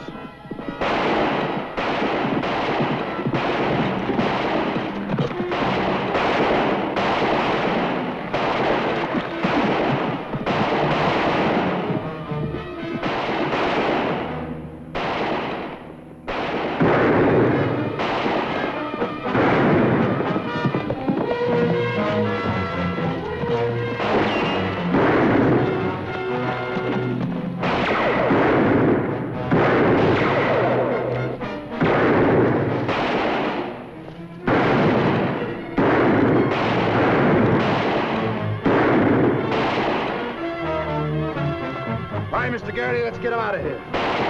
Brooks, Damon, you all right? Yeah, how's Rawhide? Not a scratch.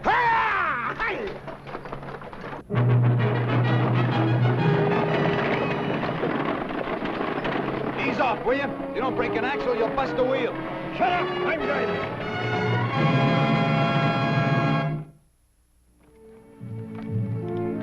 Thanks, Sam. Now get these horses on back to town.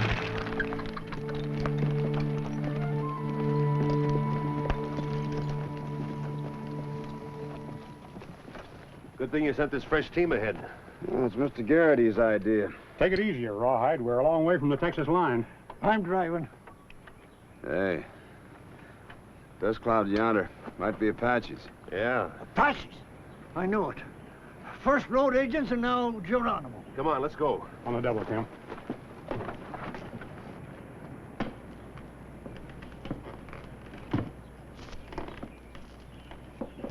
Trust us a hard time in rushing those hoodlums. How's that? I'm asking you to slow down. Now, all Indians suspect a galloping stage. You telling me about Indians? Mr. Garrity, I'm reminding you there's nothing but bad road for the next few miles. Now, there's no place to make a stand. If we got to run for it, fine. But give whoever that is out there a chance to figure that we're carrying nothing valuable. Well, I'll try. Hi-ya!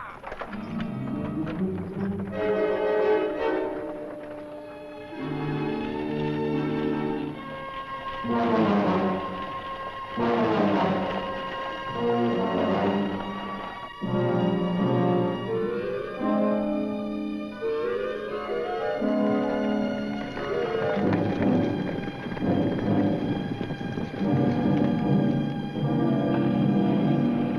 going to cut us off from the rock. You've seen Indian scouts before. They're gonna stay out of rifle range. Try and figure whether our money and horses are worth fighting for. Then they'll ride back and get help or leave us alone. You blinded me into this trip. No, sir, you're driving this stage because you've been a brave man all your life. And it's too late to change your habits now. Well, I'm going to make a run for them rocks. Hi-ya! All right, Mr. Garrity, you have it your way.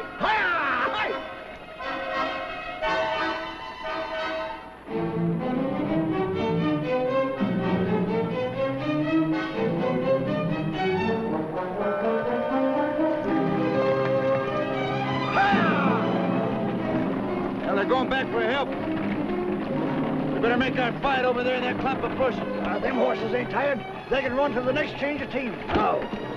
Hey! Hey!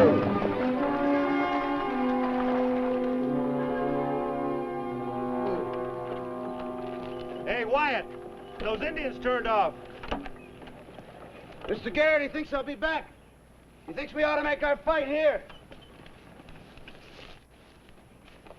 Come on, shake out of that stage. Mr. Garrity thinks we ought to use the stage as a decoy. Thinks we ought to make our fight in those rocks yonder. Good idea. Come on, Rawhide, don't try to be a hero. Get down from that box and bring your rifle. Them Apaches. They picked this day on purpose. Oh, sure. Geronimo doesn't want you to get that pension. Give me my gun. Rawhide's always mean-tempered when he's in a fight. You take it out on the Apaches, huh? I don't think they'll send too many the first try. We'll wait behind over there in those rocks. Let them get in real close. Let's go.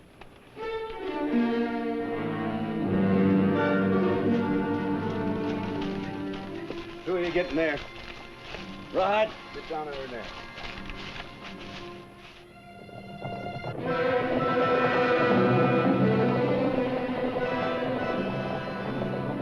There they come.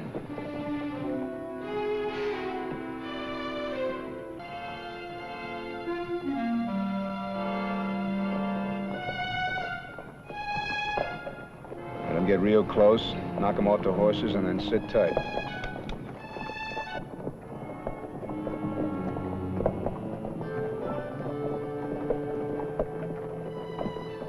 Now.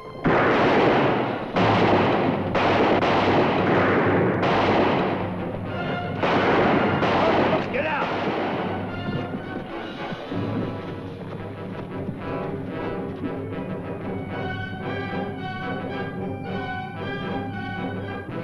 There they come again. Get in real close, they know we're here.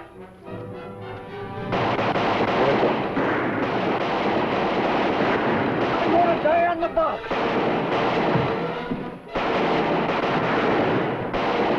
Rush him, Wyatt. No. Keep the heat on.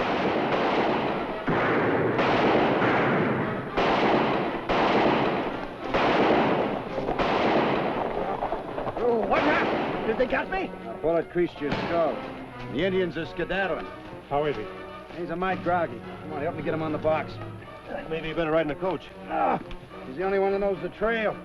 He's got to drive. Let's move.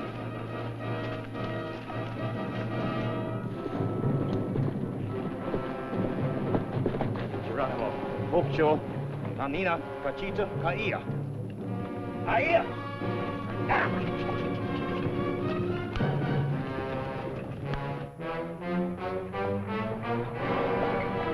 Pull him up here. Bring that team alongside.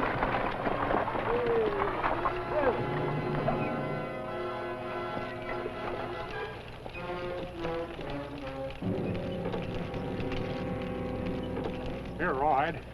Have a swig of water. Water? No, whiskey. Whiskey? Hey, Wyatt, he wants whiskey. Don't give him any whiskey. Give him water. The big-headed brat. I'm driving this stage. I'm driving this stage! All right, Be quick about it. The road runs straight to the Texas border. If you don't feel up to it, Earp can drive. I'm driving. Get a hustle on and hurry it up. Who? We're doing the best we can. Why don't you have another swig of that water?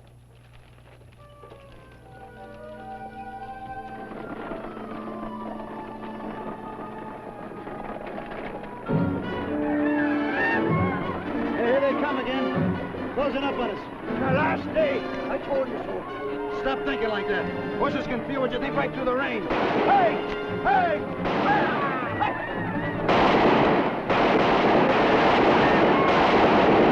I'll keep them moving.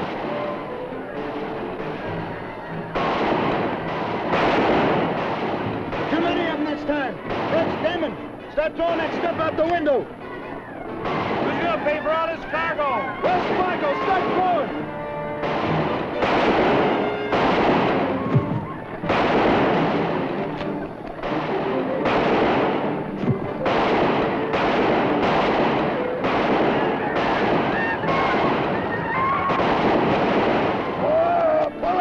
What do you think you're doing? Well, all they want is our horses' money. They've let us go. Apaches, pull yourself together. Get in there, boy. There you go. Come on. Hey!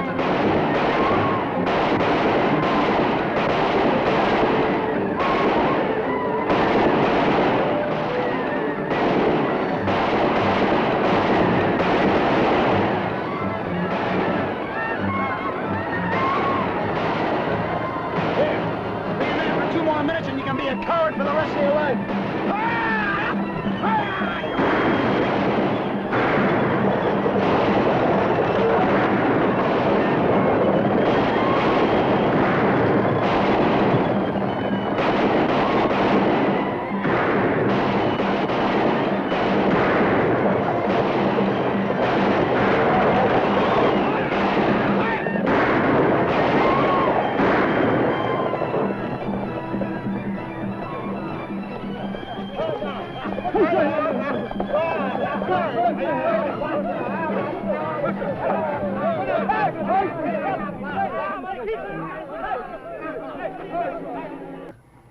I'm all right, Wyatt. Good. How's Rawhide?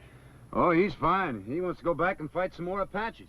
What a man. He's earned more than a pension. He sure has. Let's put that in our report, huh? We sure will.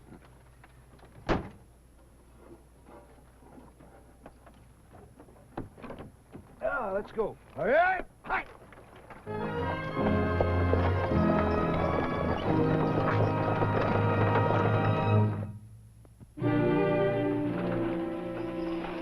Well, there's the station up ahead. A lot of people out there. I guess the word's out. They'll be congratulating you every stop from here to Amarillo. Well, I'm going to tell them the truth. Yeah, you do that. You tell them how you drove that last quarter mile. Bravest thing I ever saw a man do. Blarney. Don't you tell them how scared I was, though. You wasn't. I wasn't. The heck I wasn't. I'm glad you didn't see it. I fired 5 times at an Apache not more than 20 yards back. Didn't even wing him till the 5th shot. Mr. Garrity, your church has taught you that a dying sinner can ask forgiveness with his last breath. We all stumble at one time or another. It's how we finish that counts. You remember that. Thanks, Wyatt. Come on, you gold-bricking sons of donkeys. You can trot to the depot. Hi-ya!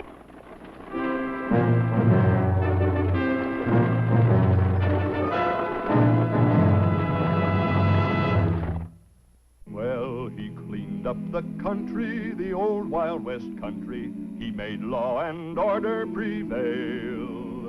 And none can deny it, the legend of Wyatt forever will live on the trail. Oh, Wyatt Earp, brave, courageous, and bold. Long live his fame, and long live his glory, and long may his story be told. Long may his story be told.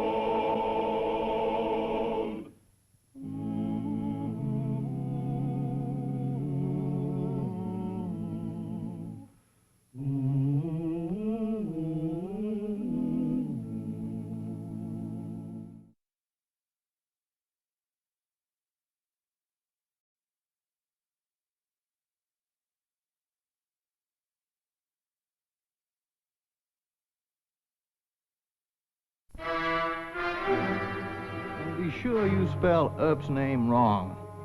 Spell it E-R-B, not E-A-R-P. Yes, Mr. Dameron. Shut up.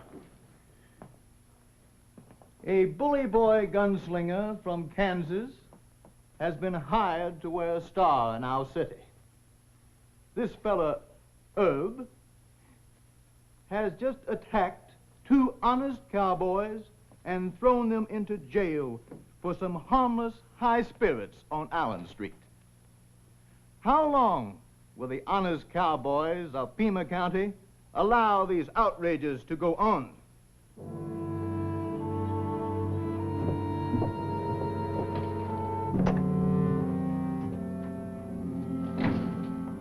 Mr. Cameron?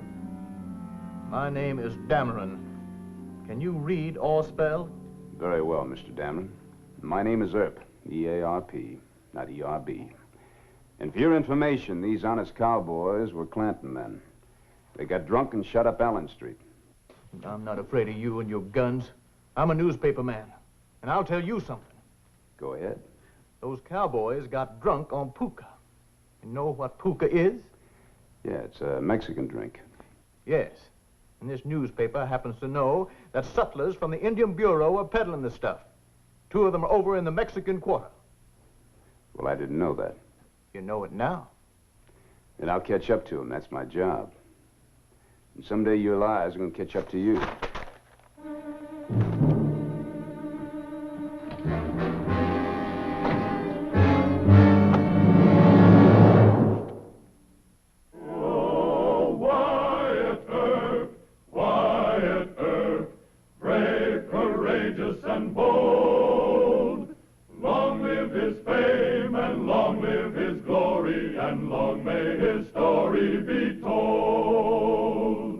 The Life and Legend of Wyatt Earp, starring Hugh O'Brien.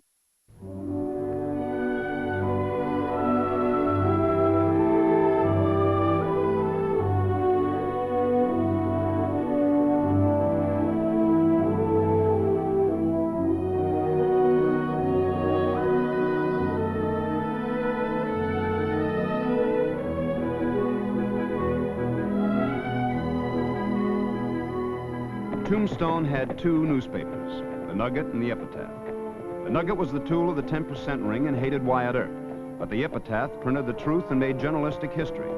Wyatt had assumed that even though it opposed him, the Nugget would be fair in routine dealings.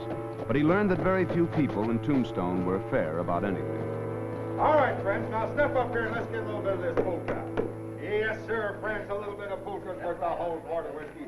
Thank you very much. It's a drink for men, for real men. Come on up here and get your whiskey. Let's go,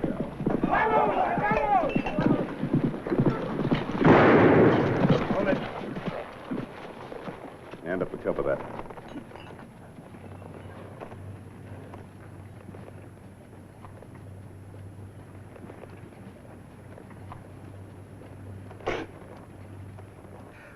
Is it too strong, Johnny Law?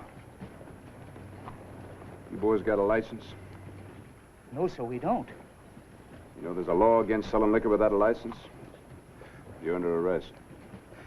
Well, we're just trying to pick up a little eating money until Mr. Clum gets here. Who's Mr. Clum? Well, he used to be the Indian agent over at the San Carlos Indian Reservation. That's where the Apaches are, and he quit to start a newspaper in Tucson. Yeah, and then he had to sell out, and he's headed here. To start a paper? Well, we don't know, but he'll start something. He's a real man. Oh, he sure is. Me and Shorty figure he'll get us jobs here. He's a newspaper man, huh? I'd kind of like to talk to him before he hits Tombstone. Oh, well, me and Dave, we know the trail real good. We can show you. Oh, we sure do. You boys are still under arrest, remember? Well, guiding you is a lot better than sitting in jail, right, Shorty? That's right, Dave. You boys got horses? Oh, yes, sir, we do. Oh, we got 2 of them. Let's go. Hold it. Leave that here.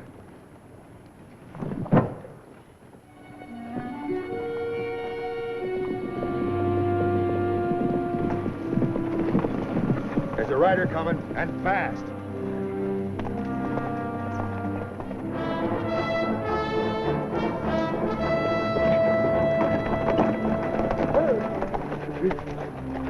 Mr. Clum, howdy. Shorty. Hey. Marshal Earp, this here's Mr. Clum. Howdy, Mr. Clum. How are you, Marshal? I can talk to you for a spell. Why don't we sit a while in the shade? All right, Marshal.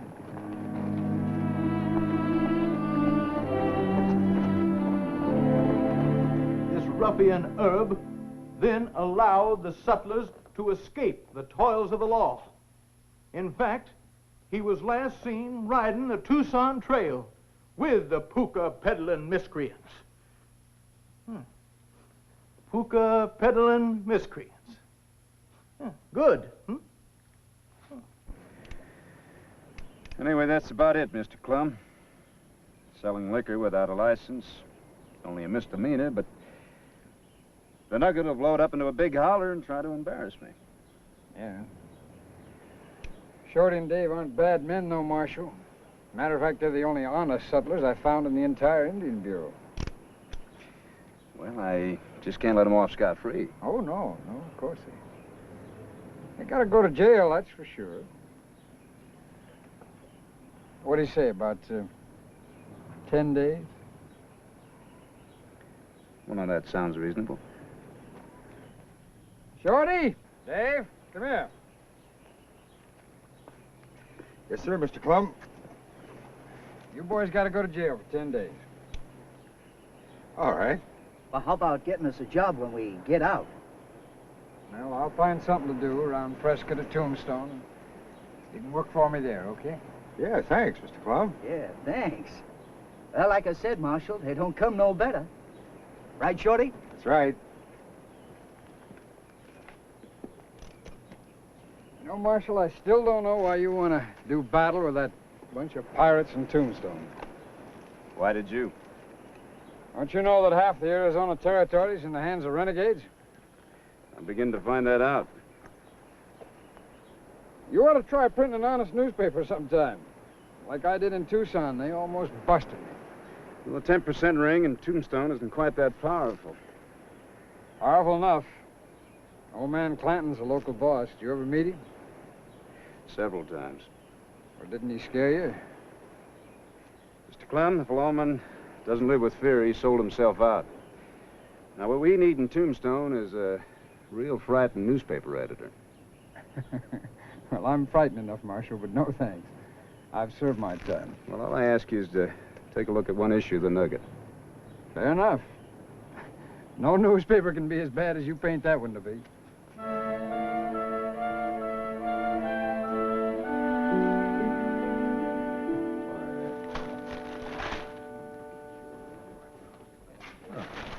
Wyatt, have you seen that paragraph?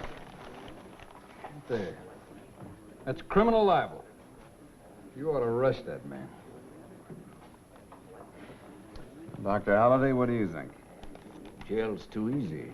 I'll pay Dameron a visit. Well, wait a minute. I think I'll take Mr. Clem's advice. I'll arrest Dameron. Wait a minute, Wyatt. Make this a federal case. This newspaper's got subscribers in New Mexico and Colorado as well. If he uses any bad language, add that to the charges.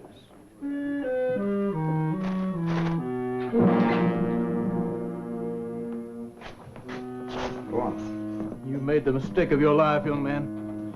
Won't be the first time.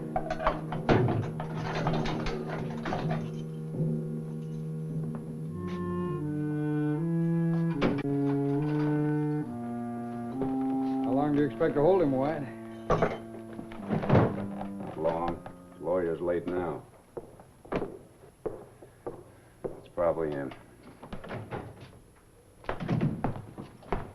Which one of you is Herb? Neither of us. I mean Earp, Wyatt Earp. I understand you've arrested Mr. Dameron on some trumped-up charge. Well, sir, the charge is criminal libel. Are you here to put up bail? Naturally. $500. 500? Preposterous. Did Judge Griscom set the bond? No, sir, I did. It's a federal offense. Who says so? I do. I happen to be a newspaper man. The name is Clum. Clum? John P. Clum. Oh, yes. I've heard of you. Huh. $500.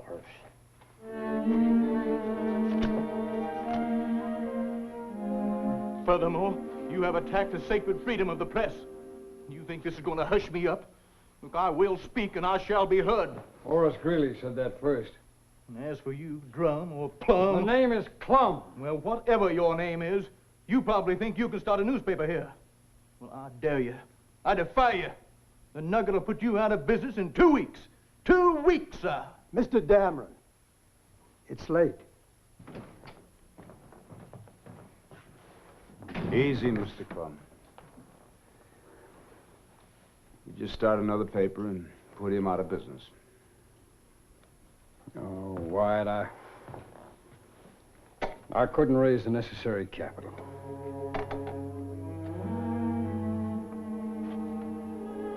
All Mr. Clum needs is $3,000 to add to his own capital. Now, I'm sure we won't have any trouble raising that, but the big problem is trying to convince Mr. Clum that his newspaper would have the support of all the decent citizens in Tombstone. And advertising support, too.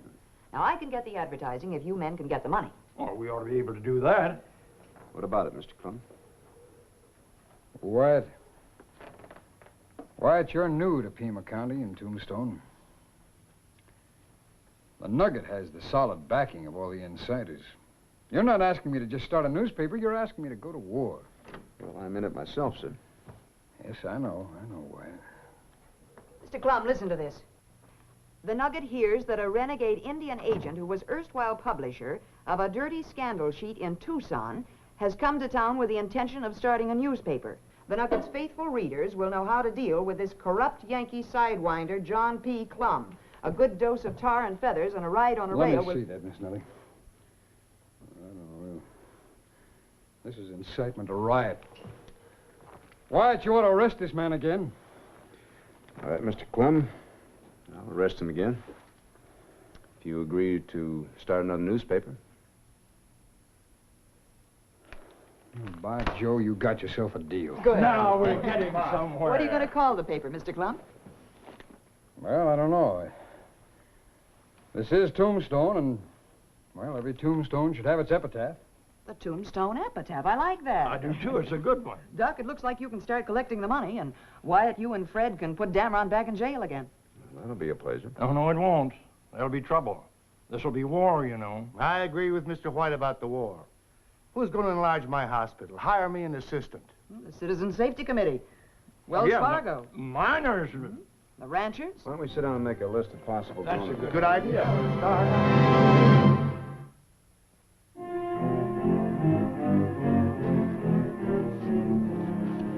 Boss says to give you 100 for advertising in the new paper. Good. I knew we could depend on Gagan. Well, waste of effort if you ask me. How's that, Jim? Well, Clum's shipping his press to Benson by train, ain't he? Yeah.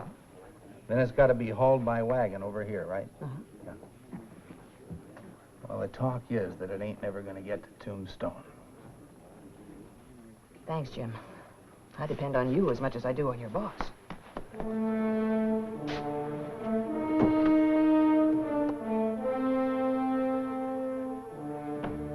Check Nellie's tip.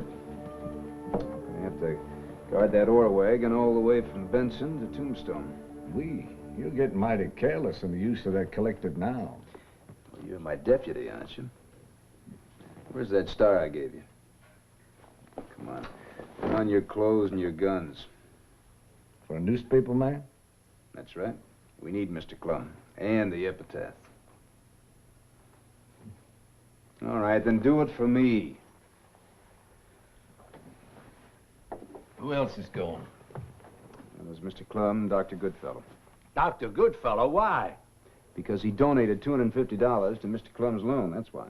Well, I donated $300. Well, he's also donating his good gun hand. Well, then I'll donate 2 gun hands. There ain't no MD's going to be superior to me. Come on, let's get out of here. Wait till I get my gun or I'll be killed.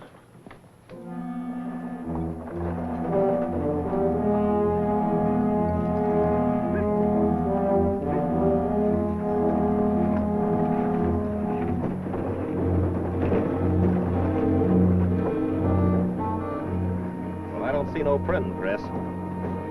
Ain't nothing but the driver and his whipping boy. This ought to be easy. Think they've got a whole newspaper shop loaded on that wagon? Uh-huh. Old man Clanton said break it up. Good. All right, boys. Let's go get it.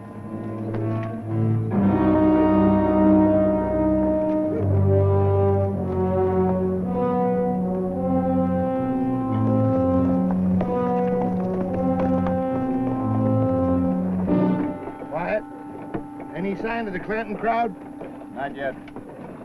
Old man Clanton's heart won't be in this fight. What would he do with a printing press? That's just what I told Wyatt. Get set, here they come.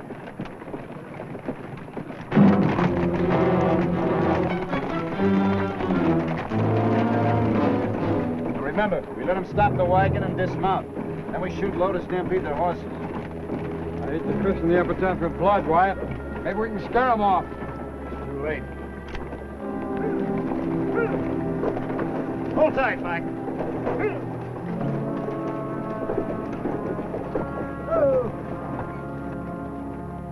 We just want to bust up your freight. Help yourself, Dongo. It's insured.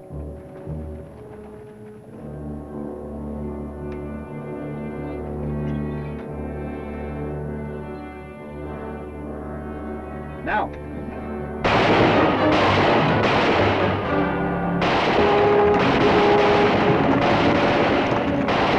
All right, Mike, let him roll.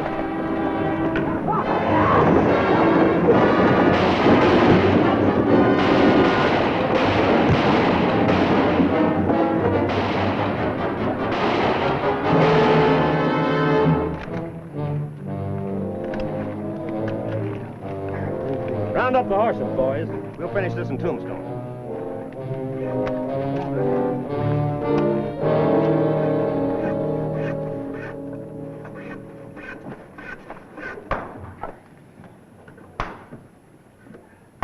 That'll do, all right.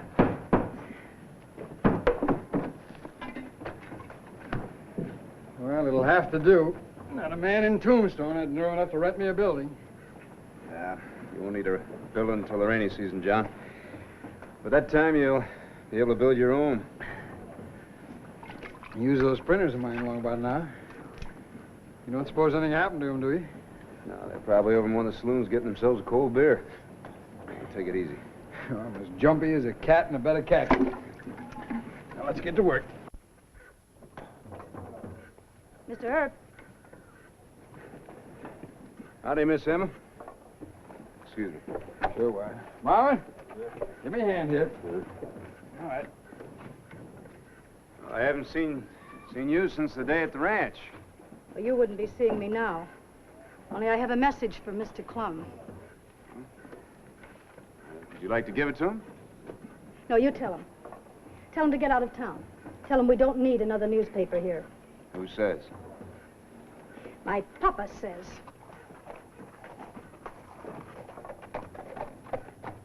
That does it, Marv. Thank you. All right. I didn't know you had a lady friend. I don't.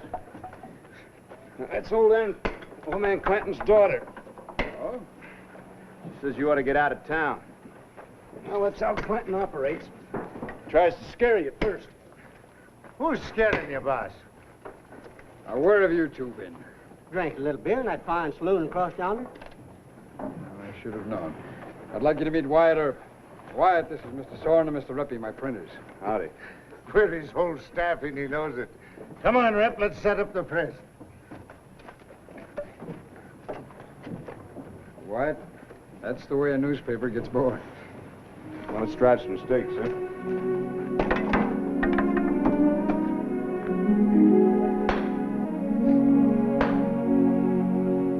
This mule knocked the fella down, stole the carrots, and he had to chase him all the way back to town.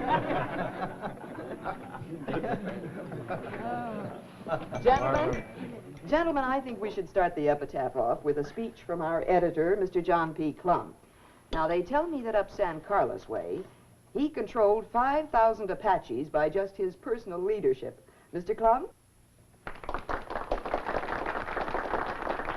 Well, thank you, Miss Nellie. But 5,000 Apaches were Sunday school children alongside of some of the more notable citizens of Tombstone.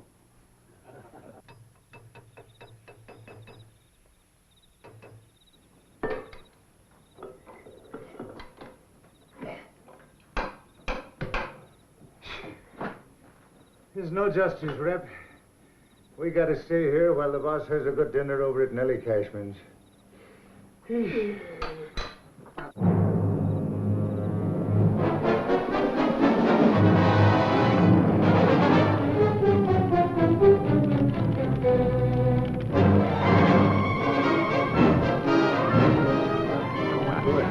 That's pretty, ain't it?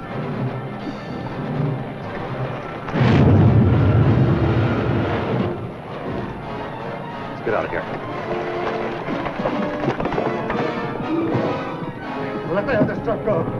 Let's put down the press. I hope that time is covered. Yeah. Another box. Let's see if we can save the time. Where is the time? It's in that box. Get out. Well, we can go outside. Yeah, let's get the press covered up, though. Right. Hey, boss. There's a boss.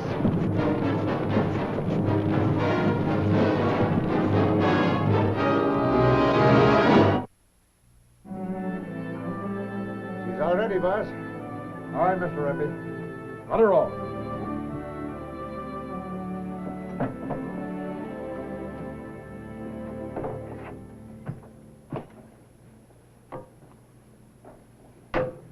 Clanton told you to wreck that press with crowbars and sledgehammers.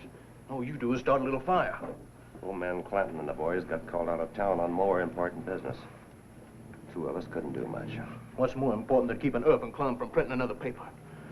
$10,000 in silver bullion on wagons heading for the Benson Depot. Oh, I see.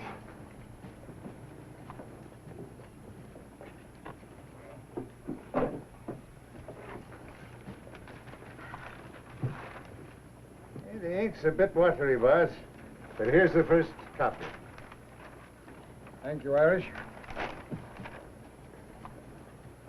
Wyatt, would you like to see what I was writing last night? I'd be glad to. Truth crushed to earth shall rise again. The eternal years of God are hers. But error wounded, rise with pain, and dies among his worshippers. That's lovely. If the Tombstone epitaph must someday end publication, its editor hopes the last word spoken of this newspaper shall be, it told the truth. Yes, in spite of suppression, terror, and death, we would wish that men remember the epitaph tried always to tell the truth. To earn such a memory is always difficult. Truth is often concealed, twisted, tormented, and denied. But the epitaph pledges that from now on... Wyatt. Yes, sir. I just turned those settlers loose. Their time was up. Well, Dameron and a couple of gunslingers grabbed them in the birdcage bar. I'll handle it. You stay here, sir. Let me see that first edition. Ah, that's beautiful. Beautiful. You men knew Clum at the San Carlos agency. You worked hand in glove with him. What do you mean by that? He was a thief. He stole money from the government and from the Indians. Well, that's a lie. Right, Shorty? That's right. He quit because he wouldn't stand for the graft. I'm not arguing with jailbirds. You sign these affidavits or you'll take what's coming to you. Let me see it. Well, that's a parcel of lies. It sure is, and we ain't gonna sign it. Right, Dave? That's right. It's your decision. All right, boys. Work 'em over.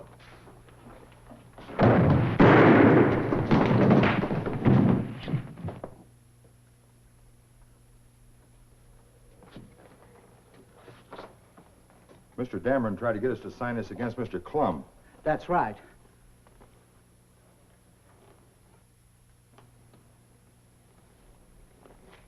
All right, Mr. Clum's waiting for you boys to go to work for him. Gee, thanks. Yeah. Now, see here, I've got some rights. Take your hands off me. I've got rights of my own private. Oh. Now, you print that in that nugget.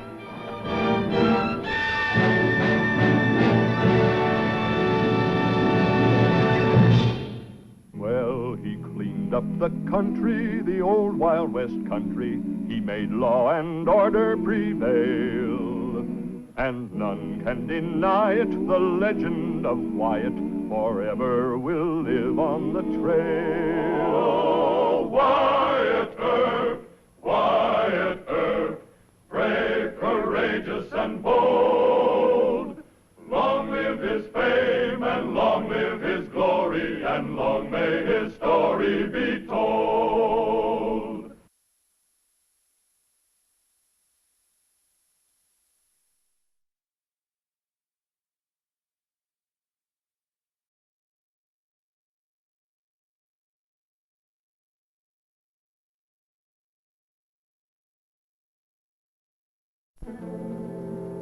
No more.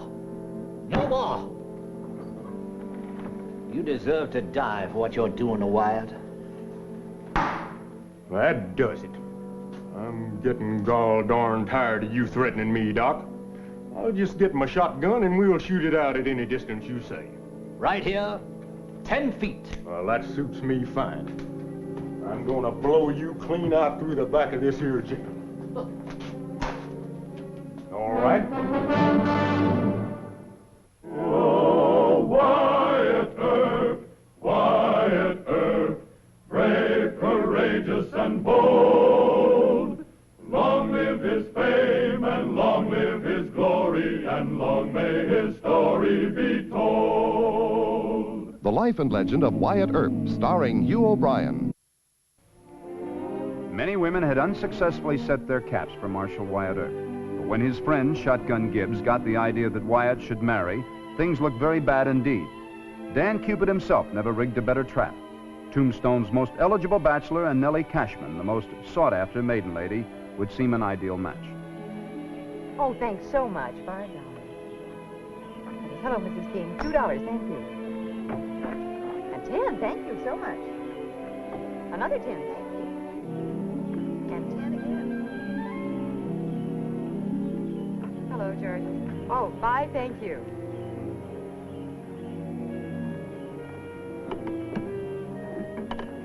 Well, Miss Nellie, almost $600. 600. Wyatt! There, Roscoe, there, kiss it.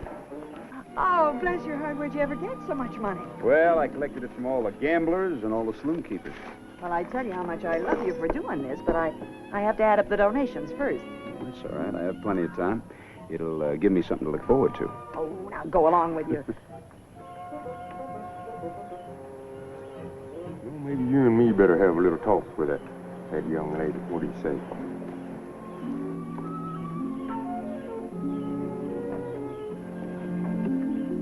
How do, Miss Nellie?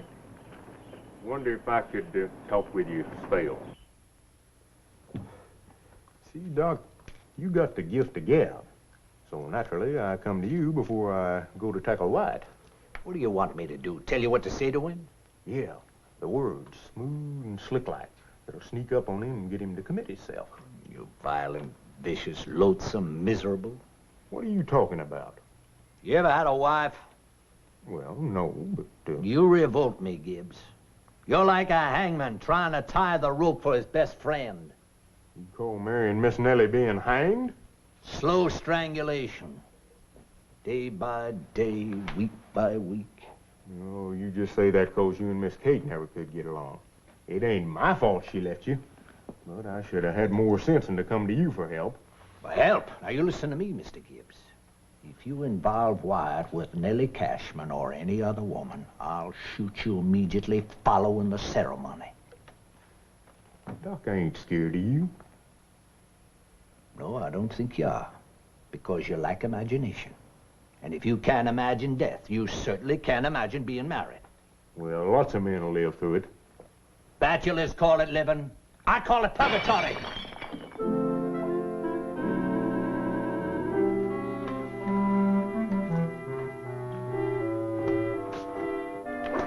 What's so all-fired important that you got to talk to me right this minute? One of us ought to be out there in patrol. Well, yeah, I guess you're right. Well, it can wait. I'll run on along, take that patrol. Well, now, it can't be that bad. Well, it's pretty bad when a man and a woman's in love and neither one of them knows nothing about it. What are you talking about? Who's in love? You and Miss Nellie? Be a Miss Nellie. Yep. I'm supposed to be in love with Miss Nellie, and she's in love with me? Well, she kissed you at the church picnic, and you can't deny it. I seen it with my own eyeballs. I collected over $600. I deserved it. Well, she don't take it so lightly. Now, wait a minute. You talked to her? Yeah, me and Roscoe. He likes her. Well, everybody likes her. Mules, horses, dogs, children. Even hoodlums like her. Who doesn't? Well, she's a-thinking it over. What? I asked her, could she think of lowering herself to marrying you? Now, I've done already spoke right smart in your favor. I told her about good habits, clean living, honest, milk drinker, everything I could call to mind. Well, thanks. Now, I want it straight, son. If she was to show some sign that she'd say yes, would you propose honorable matrimony to her? Well, would ye?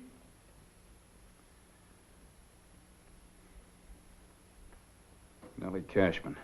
If she was to decide in your favor, folks around here wouldn't take kindly to it, you backing out on her. I'd be lynched. Well, I'll think it, I'll give it some serious thought. Thought? Thought? Well, marriage ain't thought. Both of you say the same thing. If folks thought about it, there might not be no more marriages. Let your feelings be your guide, boy. I'm inviting you both over to the Cashman Hotel for supper tonight. For your own good.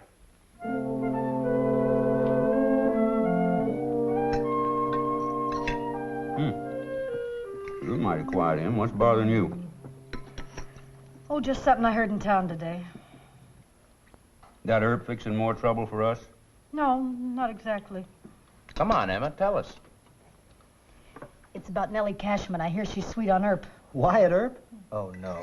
Just talk. Why, Nellie's got better sense than that. I like Nellie. Nothing to it, ain't tall. Well, that's what they're saying. Who says, Emma? Miss Devlin at the drugstore. She said that Shotgun Gibbs was telling her all about it.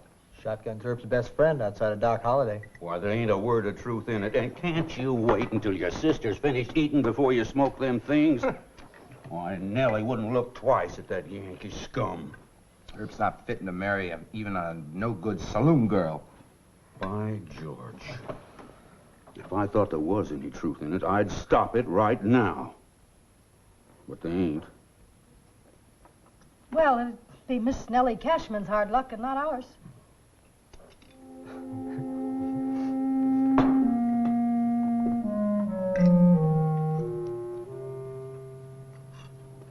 Yes, sir, Tombstone is getting bigger and better every day. It's a mighty nice place to start thinking about settling down and raising a family. And it's a fact that there ain't nothing like marriage to build this western country. No, sir. I'd try it myself if I could find me a good, healthy woman that'd put up with me. Happy married folks and kids. That's what makes a country. That's true, Mr. Gibbs. That's very true. Well, I hope you folks will excuse me for running off, but I got to go meet an old friend from Wyoming. What friend? You don't know him. Good evening, Miss Nellie. Good evening, Mr. Gibbs, and thanks for supper. Oh, my pleasure, ma'am.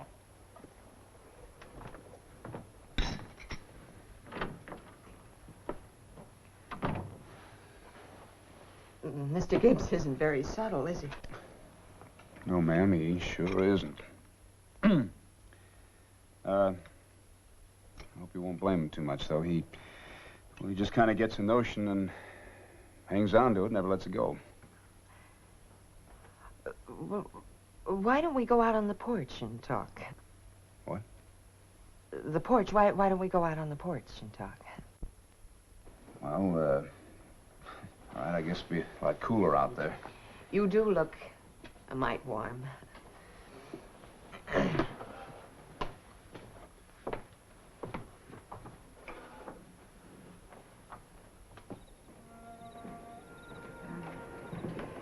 You want to sit down? Fine.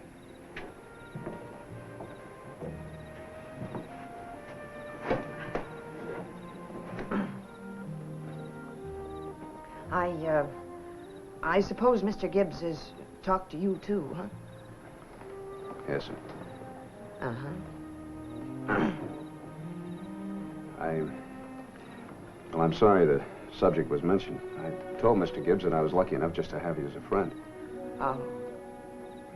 Well, I mean, Well, he asked me to think about it, and I did. I thought about it.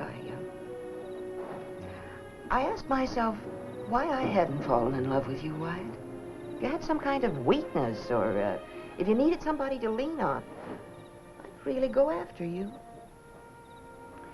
Miss Nellie, I'm very flattered that you gave it this much thought.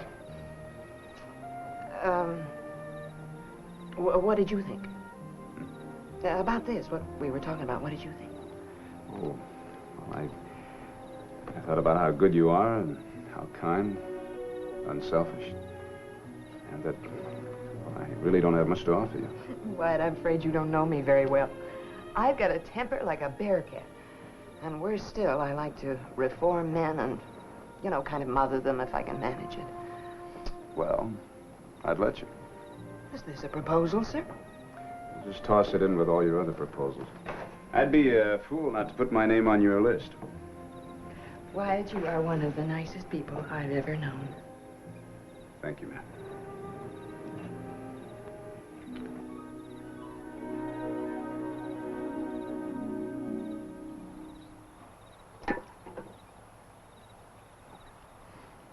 Finn, you reckon Miss Nellie is sweet on her? He's a good-looking skunk. You heard Papa at supper. He ain't in favor of it at all. And he wants Earp out of the way, which gives me an idea. Papa don't think we're man enough to do anything. He's always treating us like a couple of kids. Well, we'll show him. Yeah? How? I'll bet if we hid Miss Nellie out somewhere, we'd have Earp just where we wanted him. He'd come out after her. When he did, we'd kill him dead. Now, how are we going to get her to go anywhere? We don't dare Shanghai her. Finn, she don't know them two saddle tramps Papa just hired. Byers and Morton?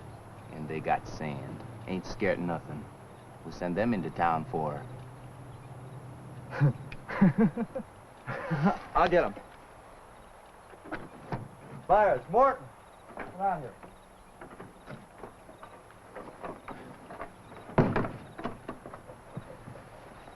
Sit down, boys. Now, I want you to go into town for us and do us a little favor.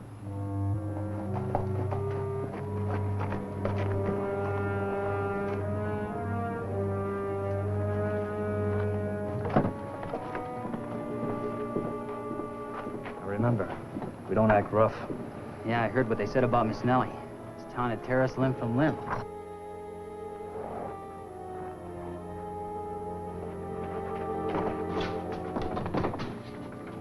Yes, boys, what can I do for you? Excuse us, ma'am. You Miss Nellie Cashman? Mm-hmm. Well, our best pal got thrown off his horse. It hurt him bad, ma'am. He can't move his legs. Where is he? Well, we toted him off to a shack. It's right near some mine. What's the name of that mine? Lucky Cuss, the sign said. We wanted to bring him here, but, well, he fainted on us. Oh, he shouldn't be moved. It sounds like it could be a back injury, and if it is, you could damage the spinal cord. Well, he's hurting pretty bad, Miss Cashman. We went by the doctor's office, but they said he was out of town. No, he is. He won't be back for several hours. Look, let me see what I can do. At least we can ease his pain until the doctor gets back. I'll get my case and be right with you.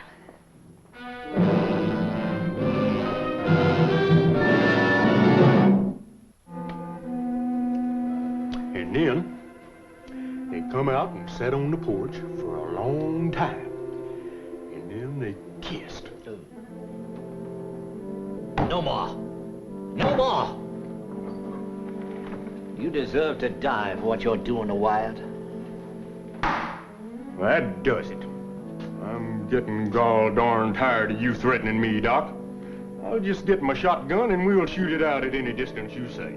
Right here, 10 feet. Well, that suits me fine. I'm gonna blow you clean out through the back of this here jail. All right. Quit that. Put that down. Do you hear me, Mr. Gibbs? Put it down. Well, he offered me to fight. That's nonsense. Now, what's the matter with you? This town going to your head? I'm the only sane man here. Shotgun's been playing Cupid, and you, White, you've been holding hands with Nellie Cash. Well, that's my affair, and you're going to stay out of it, both of you. Well, that suits me fine. And it don't suit me. I'm going to ask Dr. Goodfella to examine your head. Oh, you are, huh? Yes, it's my last obligation to an old friend. You're really quite mad. Well, howdy, Miss Clinton. You seem thinner, Ike. No, ma'am, I haven't. They sneaked off the ranch with a couple of saddle tramps and they're heading for Tombstone. There's no crime against that? No, but... Well, have you seen Nellie Cashman today? Is she all right? Mr. Earp, I got to talk to you private. Shotgun, you go see if you can find Miss Nellie. I'll meet you at the Cashman Hotel. Doc, you take a look down Allen Street. Look for Ike and Finn. Love.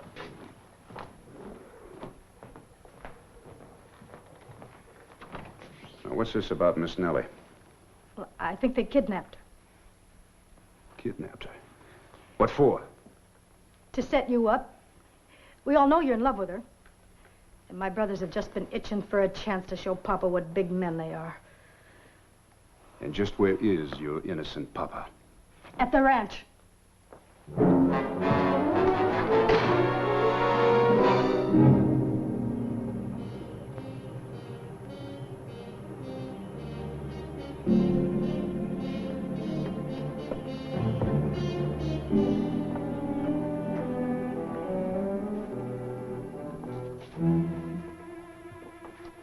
All right, boys, what is this? Where's your friend? No friend. We're not going to hurt you. We're just going to keep you here for a while. Sit down. Sam, you get Miss Nellie's rig and the horses out of sight. Where?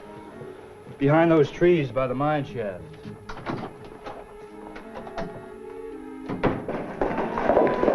Marshal Earp!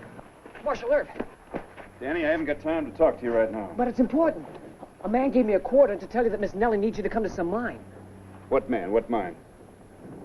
Well, come on, tell me. Well, I can't remember. Hey, what? The tenant in there said Miss Nellie rode out of town with her buggy and 2 cowboys was a-following her. Which way was she heading? Out to the Lucky Cuss mine shack. Yeah, that's it. Yeah, they told her there was a man out there bad hurt. It's an ambush and a clumsy one. You gone over to the jail. Right. Well, thanks, Danny. Sorry if I get upset. Good luck, Marshal. Where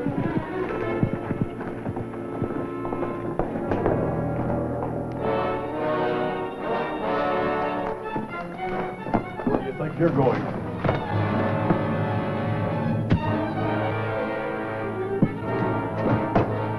Get on your feet. You're coming with me. What? I knew you were a horse thief and a hoodlum, but I didn't think you were low down enough to use Miss Nellie to get at me. Miss Nellie, what are you talking about? You know what I'm talking about. Don't act so innocent. You told Ike and Finn to kidnap her. Kidnap who? Why, Miss Nellie's a good friend of mine. I ain't kidnapped her or nobody else. Now, you listen to me, Clanton. She's gone. And I know Ike and Finn don't do anything on their own hook. They take orders from you. Now, move out. You hold on now. You sure my boy's done this? Dead sure. They got her at the Lucky Cuss mine. Don't you ever stop at anything. Miss Nellie comes out here and visits you folks when you're sick. She takes you into her hospital. You sunk below common gratitude. Even a cur dog has that. Now you let me tell you something. I don't know nothing about this. Put your gun away. My boy's done a skunky thing like this, I'll pistol whip 'em both. We'll find Miss Nellie. They so much as touched her, I'll put bullets in 'em. I'll save you the trouble. Well, we ain't saving any time jawing at each other. Get going. Well, go on. After you, sir. Miss Nellie is a fine woman. I count her as a good friend, you dumb-headed John Law. You prove it.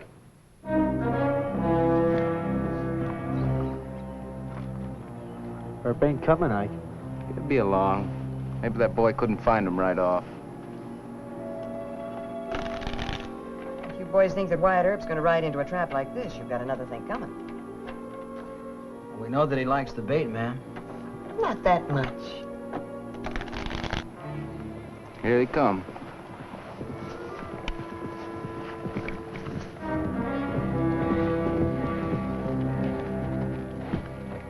It's Papa. What's he doing with Herb? Hey, it's the old man. Clanton?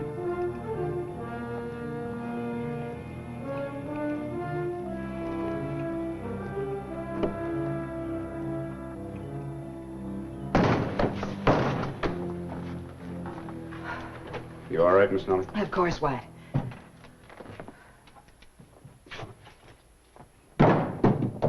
Just whose bright idea was this? Oh, Ike and Finn, Mr. Clanton. They said... They said I give the orders in this territory. Where they at? We don't know. Well, outside by the brush. Or maybe by the road. We didn't mean no harm, Mr. Clanton. Don't blame them, Mr. Clanton. I'm sure they were bullied into this. Bullied? They don't know yet what bullied means, ma'am.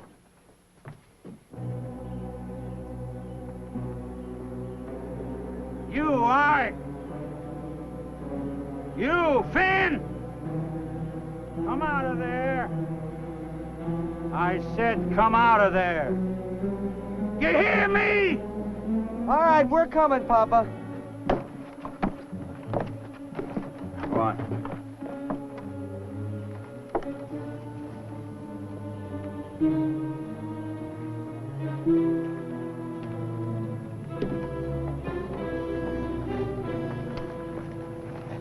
Throw down them guns.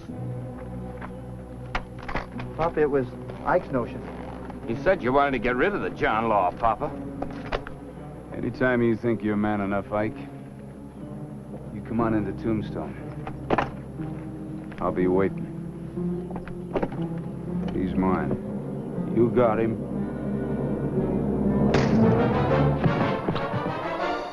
Put up your fists. Papa, I don't want to fight you. Now, you want to get whipped like a boy? I don't want to. Then stand up and fight like a man. Papa, I don't want to fight Put up you. your fists. I don't want to fight you.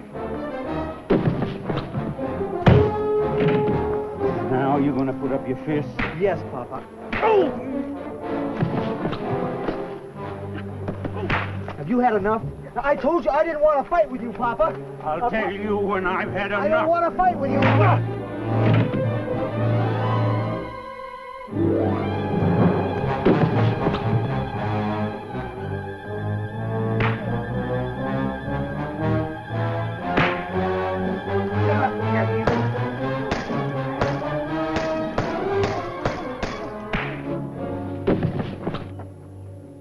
Now, you had enough? Come in. You two polecats apologize to Miss Cashman. Go on. I'm sorry, Nellie. No harm meant to you. That's the truth, Miss Nellie. We weren't doing anything. We were just trying to do something for Papa. Well, now, that's better. I don't enjoy being shamed by my own sons, being forced to join up with a Johnny Law. Now, you get your horses and head for home. And you two light out. I don't never want to see you again. Get! Let us get our guns. I said get.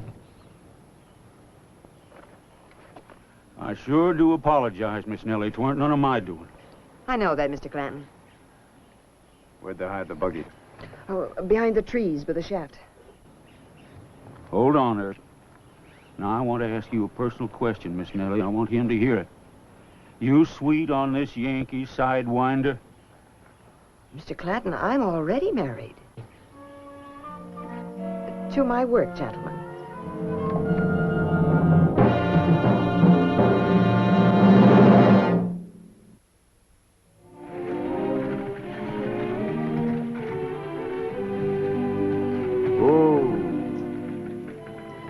I don't know how to thank you, Wyatt.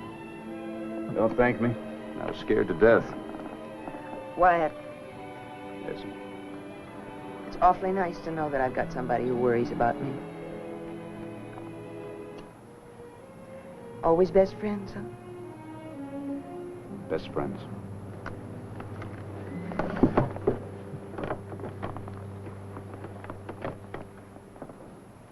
See her kiss him? If old Roscoe was here, well, he'd have a tear in his eye and be braying happy like. True love. Oh, come on now, Doc. Don't it warm your heart just a little bit? Marriage is like a sentence to a private prison. You can be Wyatt's best man. Me, I'd rather walk to the gallows with him. Well, he cleaned up the country, the old Wild West country. He made law and order prevail. And none can deny it, the legend of Wyatt forever will live on the trail. Oh, Wyatt Earp, Wyatt Earp, brave, courageous, and bold. Long live his fame, and long live his glory, and long may his story be told.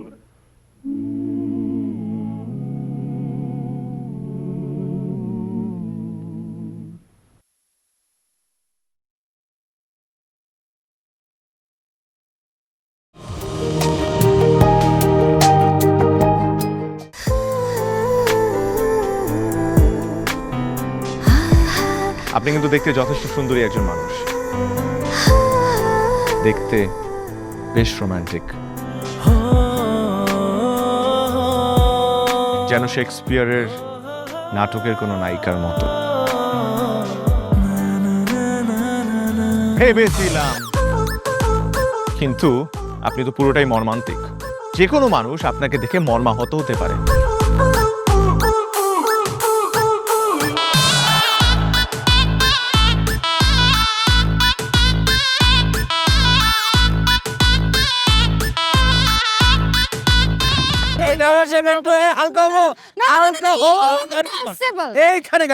আমার হালকা হতে 1 মাস সময় লেগেছে। আপনার 1 মাস সময় লাগে? আমার হালকা হতে তো 1 মিনিট লাগে।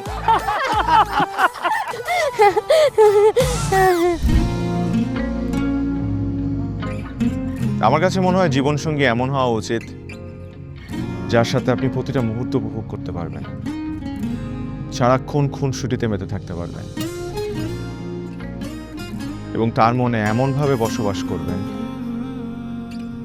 যে আপনার দিকে সে একটাবার তাকালেই বলে দিতে পারবে যে তার বেঁচে থাকার কারণই আপনি।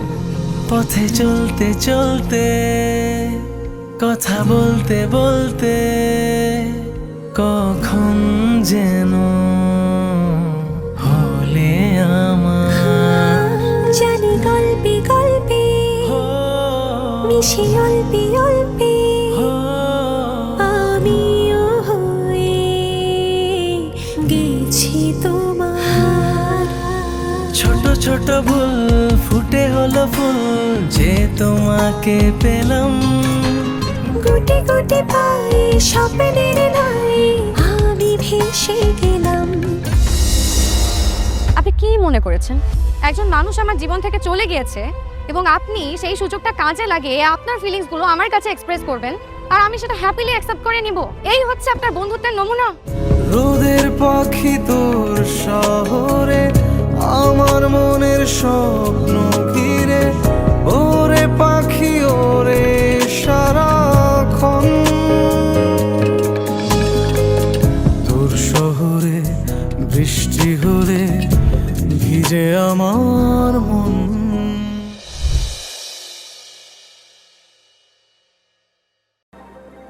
Quà sinh nhật là trai quỷ nhỉ?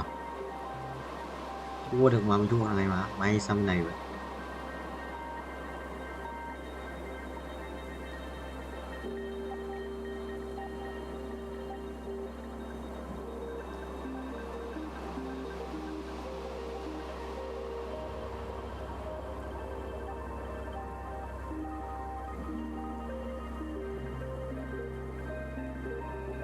Ok, này, lại về để nó tự di chuyển, là thể di chuyển, là thể chỉnh hai bên là xong.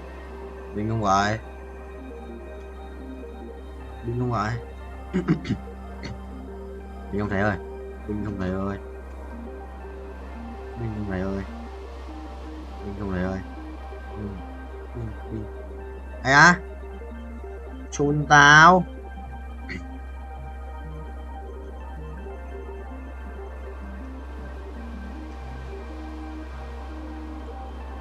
là 50 m.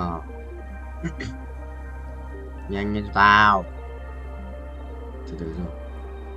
Mắc thêm 7 Ghét. Chuẩn không nhỉ? Vài sự nhét đấy. Đấy là biệt.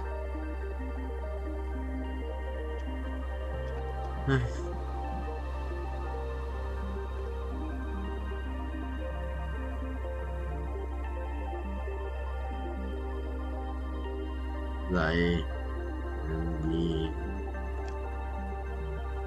hay à, mảnh rất nhiều mảnh nha, rất nhiều mảnh nha. Cung luôn mà thôi, xin cái mảnh lấy đồ chỗ ăn vậy. Thêm cái giáp máu nữa, kiếp cái mấy cái mảnh cũng hết sạch mà. Anh lấy mảnh còn lại.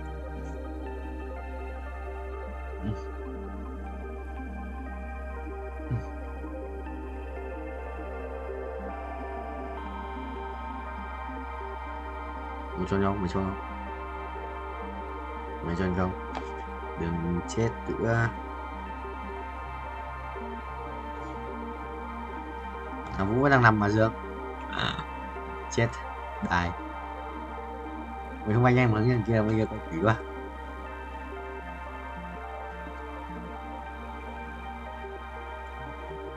Nhiều đi quát à? Ai à? 200 lap không? 200 lap. 200 lap. 95 à? 195 lap à? Tính là 100 lap đấy. Wow.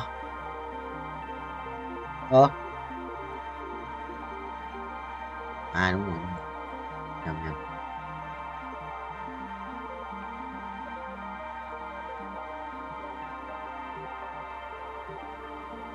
Yes.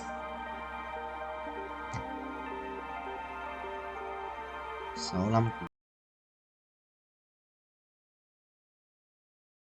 ভালোবাসা সুন্দর, ভালোবাসাও সুন্দর।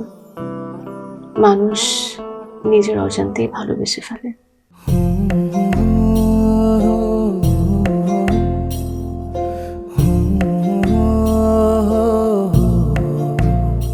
আমার মনে হয় কি জানেন, আপনার মতো জানাশোনা কাউকে না আমার বিয়ে করা উচিত। এটা কি উপলক্ষে? ম্যাডাম, ফুলটা গ্রহণ করুন, তারপরে বলতেছি। ভোটার আইডি কার্ডে যার স্বাক্ষরের জায়গায় টিপসই দেয়, এখানে কেউ ডাক্তার। এই দুইজনের মধ্যে যে আগে ম্যাডামের মন জয় করতে পারবে, ম্যাডাম তার। একদিন না দেখলে তোমায় বন্ধু আন্ধার লাগে সব, তোমার এই প্রেমে এমনই টান। রোগীদের তো ডক্টরের কাছে আসলে ব্যথা কমে যায়, আপনি তো উল্টো হলো কেন?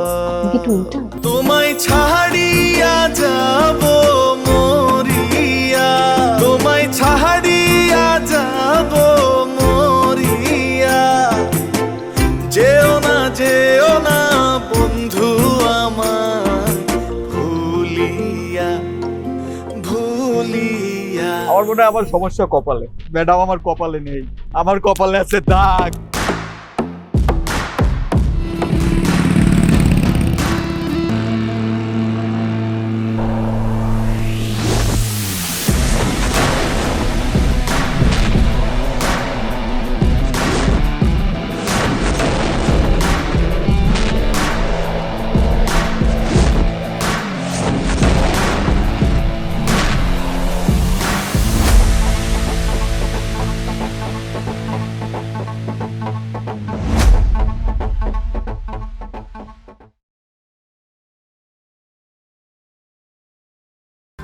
Một video 1 ngày 5 tháng 7 2024 bên Cheyenne.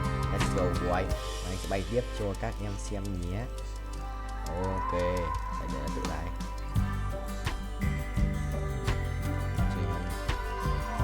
Anh sẽ khiển một chút. Mình sẽ kiếm 50 củ để làm gì? 50 củ để luôn tiếp lên chiến sĩ nhất. Ê, nếu lái được thẳng quá, chôn quá. Lái thẳng rồi. Chi xong rồi phải không? Máy hù tỏ. Đùa, mày đùa. Thôi, thầy kệ cho mày tự đi.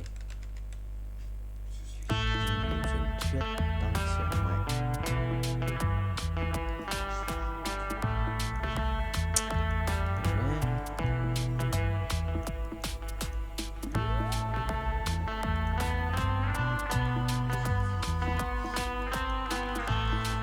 xa sở binh nhé. Ok, thật ra được 3,47 chứ không? Cộng 3,17 nhân trừ 20%. Tầm chơi được 20%. Đây là nạp chút năng lượng chung qua bản thân. Vay chỉ lên 127 triệu đồng nào. Triệu quét à? Đây chơi lên ở đây của hai cái màu vàng. Bài bay cao như thầy. Mình kéo vậy.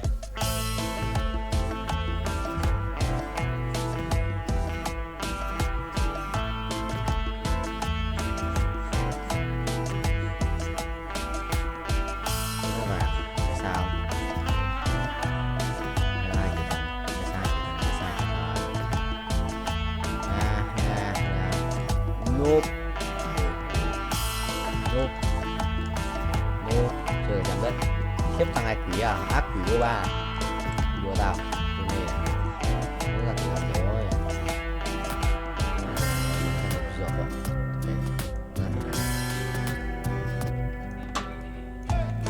chết rồi phù đi kìa 2 phút rồi 2 phút hơn của pháo mày cộng 10 cho thầy.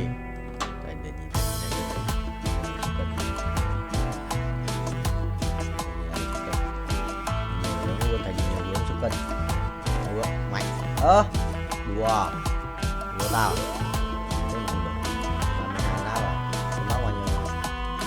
rồi đấy ngã chéo mà thêm một được 16 lá mà তোমাকে 15 লাখ টাকাই দিতে হবে। তুমি যদি দিতে না পারো তোমার বাবাকে কল দাও। তোমার যত জমি জিরাত বাড়িতে যা যা আছে এগুলো বেচা হইলেও তোমরা আমাদের টাকা পাই পাই করে শোধ করবা।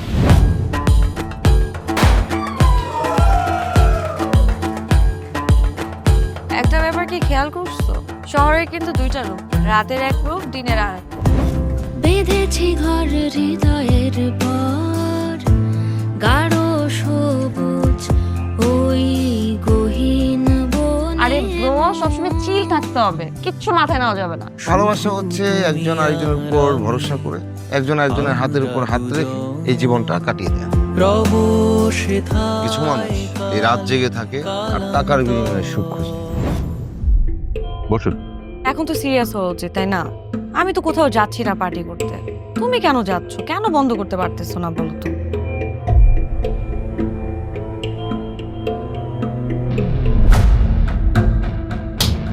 কার যে কোথায় সুখ সেটা তার প্রিয় মানুষটাও কখনো জানতে পারে। পাশাপাশি তবু যাচ্ছি বিপরীতে, কাছাকাছি তবু যাচ্ছি বহু দূরে। Hi, you look good. Thank you.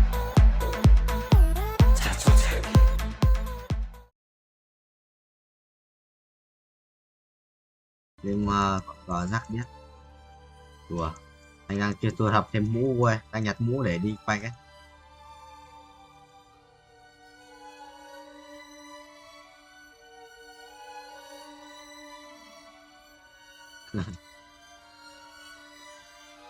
Đùa.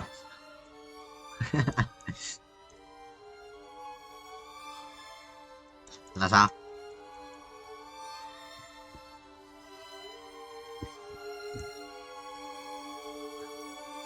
À. Người đánh cờ xong. Đánh cờ xong, bắn Valorant vui. Bắn Valorant chửi ấy. Đâu, vào đây.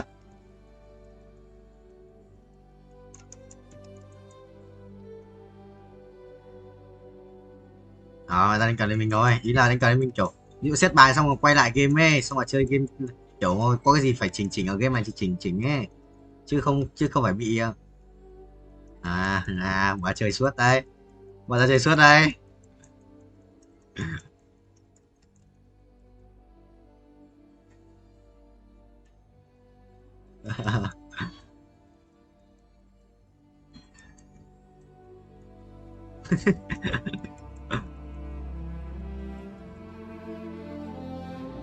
Em có cái gì khác để chơi đâu.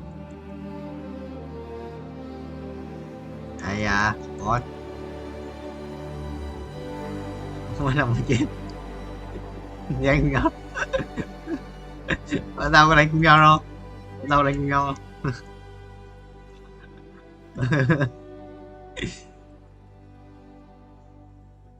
Địch cái này thằng kia chết tao. Ô đây rồi, anh sẽ phải vô kia anh mở quả chia mũ ạ, mở quả ép nữa.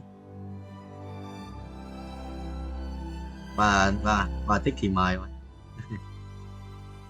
Anh sẽ auto hack chia là mình buồn ngủ lắm, mình buồn ngủ lắm. Bọn anh nói chuyện với nhau thì còn tỉnh nhờ, không bọn anh có người nói chuyện thì mới quay được 9 tiếng 10 tiếng đấy chứ, không thì ló lắm.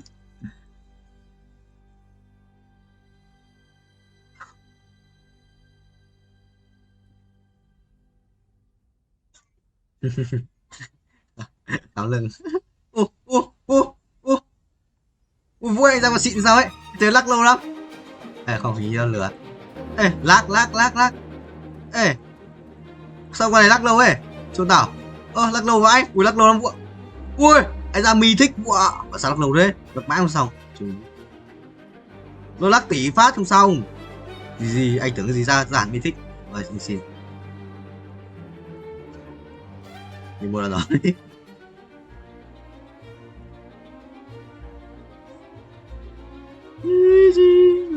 Ui, anh quay ra mi thích còn lắc tỷ. Nó lắc 1 tỷ lần nó mới xong cái gì á? Cái mặt à? Đừng quay mặt đi. Nó cắt rơi thì kia nó vào đây mà. Mày ở trong mày nói luôn cho nhanh. Yes.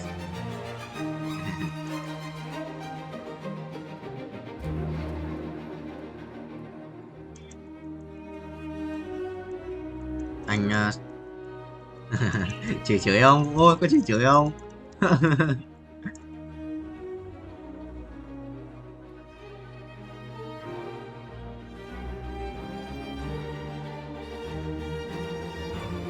Của tao máy tao auto là 30 fps thôi mà, có được hơn đâu.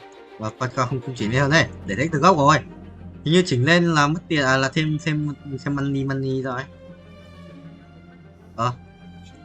Anh chưa về cô cũ à? Anh bảo ra mình thích người vui, anh ác quỷ à?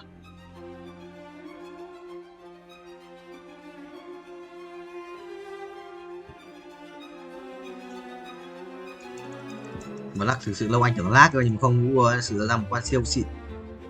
Được cút. Không ngào lại. Cần gì ngào lại không cao càng tốt mà hậu lại không cao càng tốt mà. Thôi ai về quân theo phần đánh chơi. Yep. Đúng nhỉ. Ai đi mua đồ cơ? Bắn. Xong rồi lắc màn hình xong rồi ấn space cho đầy cái thanh bên trên cho bay nhanh xong game. Ấn space cho đầy thanh rồi, đầy thanh cái đây nó tự bút xong rồi thôi, ấn cho đầy nhanh. Đấy, anh mà mở chiếc xịn vui, anh mở chiếc xịn rồi, anh bay anh ác quỷ rồi. Ui, sự ác quỷ ấy vui, anh bay sự ác quỷ đấy, anh còn chiếc bút nữa. Rồi, có thấy anh không? Mày có nhìn thấy anh không? Vô có nhìn thấy anh không? Tù góc trái vô. Không ai biết gì đâu, chứ con tù có ai biết gì đâu. Thực sự không ai biết gì đâu Tuấn. Không có giữa màn hình nhá. Đời không thể nào phân biệt được đâu. Yes sir, không hiện giữa màn hình. Không ai biết gì đâu.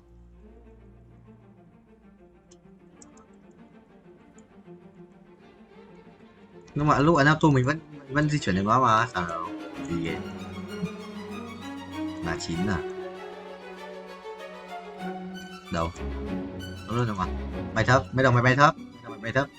Còn đồng bay như thầy chơi. Từ hôm sáng nay thầy mới chơi mà, thầy xịn nhất. Gì thầy mấy có thích, vừa thầy mở có thích sự lắc sự lâu ấy.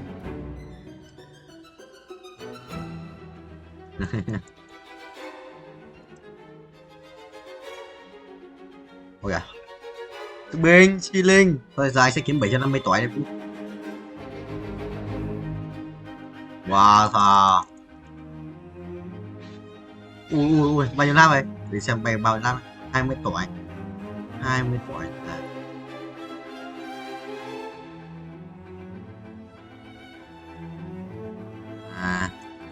Chia chi.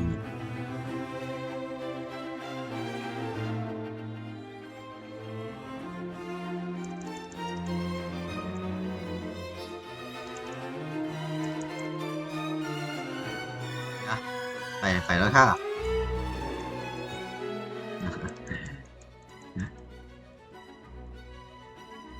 Yes.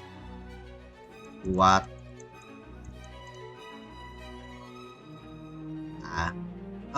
Sao không? Ok, thấy tao bảo tao bảo cũng lần trước không cũng hỏi mày cũng bảo tao là mày bảo là cái yêu rồi thì xóa đi. Nhặt tí năng lượng á, nhặt một tí, nhưng mà tí năng lượng á, xong rồi bay được. Anh nghe chưa? Nó đi ăn rồi, đi ăn. Nó đi ăn mà. Nó ngủ cả sáng rồi. Qua xem nó bóng. Ủa, vẫn chơi mà. Vẫn chơi. Nó chơi bình thường mà. Mà là không thân thôi.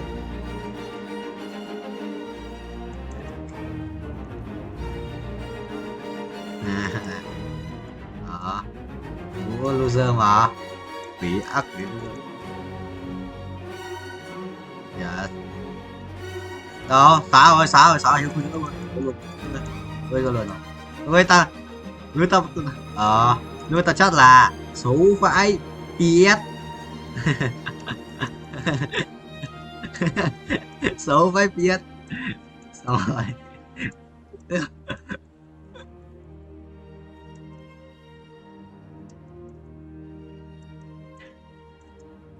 Đây là 6 2k3 già rồi, giờ ta chỉ ký được 2k6 bên lộn. Ôi thấy ra cái tên lửa vui lại quay lại với tên lửa. Cuộc sống của tôi lại quay trở lại với tên anh bay 30 tỷ Vũ. Anh ác quỷ à, nhìn thấy anh không? Quỷ mà, quỷ ấy. Hai mày hay lắm. Chả sao đâu, nó không bị hiện này. Điều chỉnh chút khung hình đấy bình. Hôm qua không phải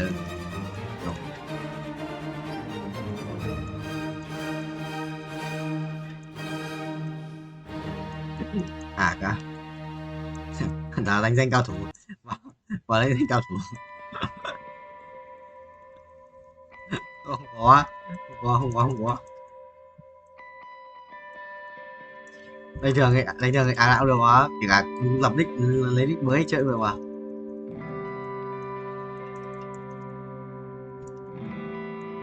Xem phim được không vậy? Lên xem phim vừa chơi cái này được không vậy?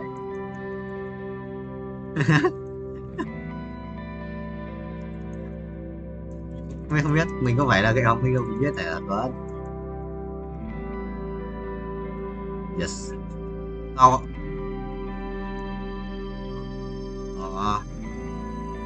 Yes, nhiều cái mới. Yes. Thực sự là lên Hà Nội phát là có nhiều cái đấy,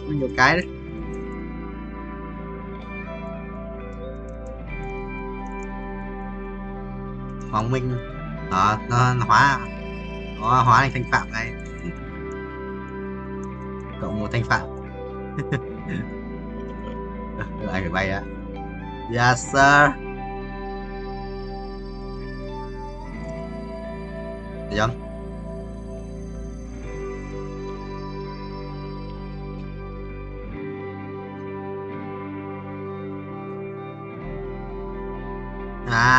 Ghê vậy thầy. Chơi được không gọi thầy? Từ có một con màu đen này vui, anh cần quay ra cái con màu đen này cơ. Quay này. Thôi anh tích tiền lên quân mới 750 tỏi à? Anh có 100 tỏi à? Chỗ này thôi, một tiền này sao? Sợ đây với em, anh vào cái trận này. Binh 33 để mấy tuổi. Thảo quê mới lên, ta chuẩn bị đi quân sự. Quân sự sắp. Thằng cờ này, cờ sắp đi rồi. Cờ mang cái kia đi. Cái gì hả? Không biết. Ai hỏi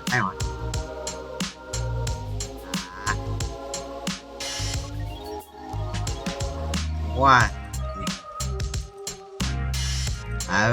Chụp quá. Chụp nó sao đâu anh